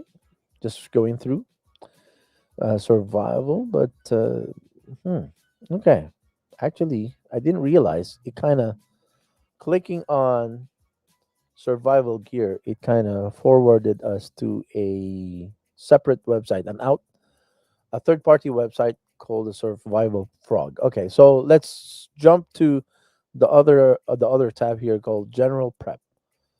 Under General Prep, some of the articles you'll find on General Prep are Guide to Requirements for Fishing in the U.S., Survival First Aid, treating the three killers. The three killers. Okay, there are killers out there. Survival arid lands. Survival in arid lands. Let me turn down my headphones here. Handling gunshot wounds in an active shooter scenario. That might be very, very useful. Because the truth is, you might encounter during if we need to bug out and we need to uproot our family and flee the city and go to the woods, there might be scenarios when people trying to steal from other people, and you might have to defend your resources and your family. And it might be possible, and I'm hoping not, that other freedom fighters might try and take other freedom fighters' resources. I hope it doesn't come there. We need to really be cooperating with one another instead of like stealing from one another. But that might be, you never know what other people think. And when it comes to survival and they're hungry and other people are very low in resources, they might resort into something like that. I'm hoping they won't. But handling gunshot wounds in an active shooter scenario, this might be a very useful skill set to know. What dog breeds is right for you? Off-grid lifestyle, survival skills everyone should know, the dangers of misleading medical information and how to avoid them, how to pick a good bushcraft knife. Okay, that's all under general prep. Under weapons, you got firearms, cold weapons, defense, privacy, data protection, regulations. Under food, you got food storage, cooking, farm animals, hunting, plants and garden. And under newsletter Survivopedia, you can actually sign up by providing your email address, and they will send you via email their newsletter, which is every. It doesn't say how often the newsletter arrive. But anyways, that's Survivopedia, folks. So we covered five today for 5 out of the top 50 best survival blogs on the net. First on the list was shftplan.com. Second on the list was offgridsurvival.com. Let me turn down my microphone. Third on the list were supposed to be Survivopedia. Actually, I kind of misordered that. Survivopedia was third on the list. Fourth on the list is the Survivalist blog. And fifth on the list is the Preppers Journal. Folks, those are the first five of the top 50 survival blogs on the net, and you've been listening to the Freedom Fighter Radio. We are going to bug out for now. And thank you for staying with us. I didn't realize we've been broadcasting for 3 hours. Time flies. I didn't realize it has been that long. But folks, I enjoyed our Friday morning get together. Freedom Fighter Radio next Friday. When we resume our Friday morning radios, we are going to cover more about prepping, survivalist discipline, and many, many information that will be useful. Comes to a point that SHTF, the S hits the fan plan, right? I love that you learn something new every day. But Freedom Fighter Radio, from Sundays to Friday, 8 a.m. on Sundays, and usually 11:30 from Monday to Friday, or 11 a.m. if we can start early. Freedom Fighter Radio every day, only here on The Ordinary Joe. We'll see you again on Sunday, and back to 11 a.m. every day, Monday to Friday. Only here on The Ordinary Joe. Bye-bye to Fabienka Trio saying, have a great day, brother. Have a great day to you too, brother Fabien. David Carlson, Fabienka Tree. Those are our James Arnejo, Dan Giro, Mukadas Amanat, John Johnson, Leticia Rubino. Some of those who joined us on Facebook. Unfortunately, I cannot read the names of those who are joining us on Rumble and the Freedom Fighter radio app. I think we will try and couple the radio app with a Telegram account so that we can interact with our radio app, the radio app listeners from all over the world. And Fabian Country was just saying an InfoWars store has bug out gears too. Awesome. So there are many places to find all the necessary things for your survival and your prepping needs. But every Friday on the Ordinary Joe Show, starting today, and every Friday, we are going to have a segment on preppers. And I'm very excited about it. And thank you to all our listeners on the Freedom Fighter Radio app, our listeners from Rumble, lots of listeners that are being shadow banned from 3 major channels here on Facebook. And next week, hopefully, we can fire up our Spreaker.com so that we can accumulate more listeners from Spotify, SoundCloud, iHeartRadio, and iTunes. Folks, I'm your host, Joey Salvador. This has been Freedom Fighter Radio Friday morning. And tonight we are going to turn on our camera on Freedom Fighter Radio podcast tonight, 6 p.m. Eastern Standard Time. Until then, God bless you all. See you again next time. And stay safe and stay lovely. And trust God, we are winning this battle. In the last days, God will pour out His Spirit on all men. Young men will see visions, and the old men will dream dreams. But you and I, the ordinary Janes and the ordinary Joes, God will pour His Spirit upon us as well. God bless you all. We'll see you again next time. Freedom Fighter Radio, only here on the Ordinary Joe. See you next Sunday. God bless. Bye-bye. Canada's best days are ahead of us, but we need to get the country back on its feet and back on track. 12 years in the Air Force taught me you need a plan for every mission. Canada's recovery plan will get the economy surging in the right direction for all Canadians from every walk of life. Recover 1 million jobs, tough anti-corruption laws, mental health action, securing Canadian-made supplies, balancing the budget. Enough talk. Let's get to work. Secure the future. Vote Conservative.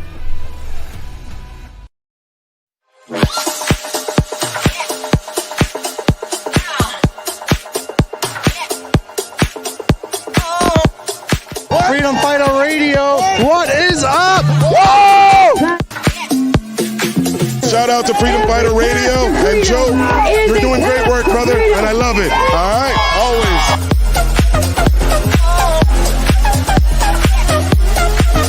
Make sure you listen to the Freedom Fighter Radio on the Ordinary Show.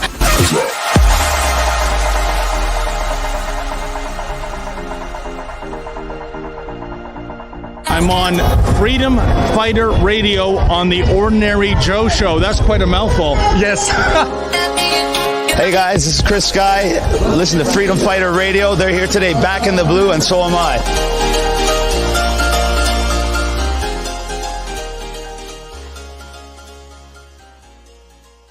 Please consider supporting the OJTV production costs and be an insider member for only $3 a month. Go to patreon.com/OJTV Canada. Thank you for your continued support.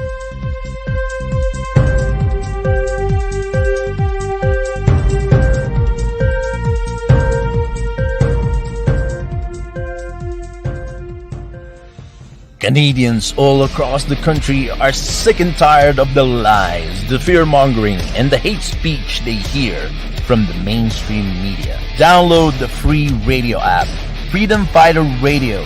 Click the link below, scan our QR code, join our mailing list, and get a free download of our Freedom Fighter Radio app only here on OJTV on The Ordinary Joe Show.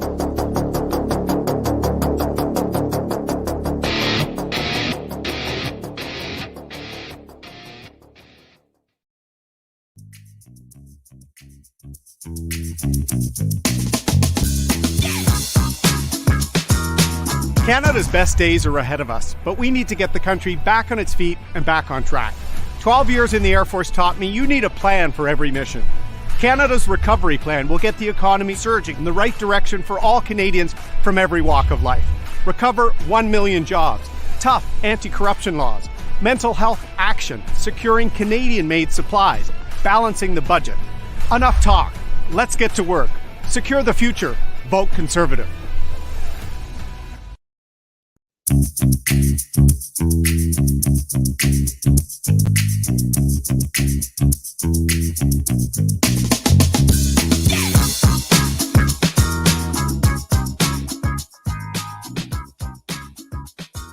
Freedom Fighter Radio. I forgot to squeeze in something, folks. For those who are listening to YouTube and Facebook, we are going to say goodbye at this point. But for everybody who's listening through Rumble and the Freedom Fighter Radio app, please stand by as we're gonna reset our server and we are going to replay an instant replay of this morning's show.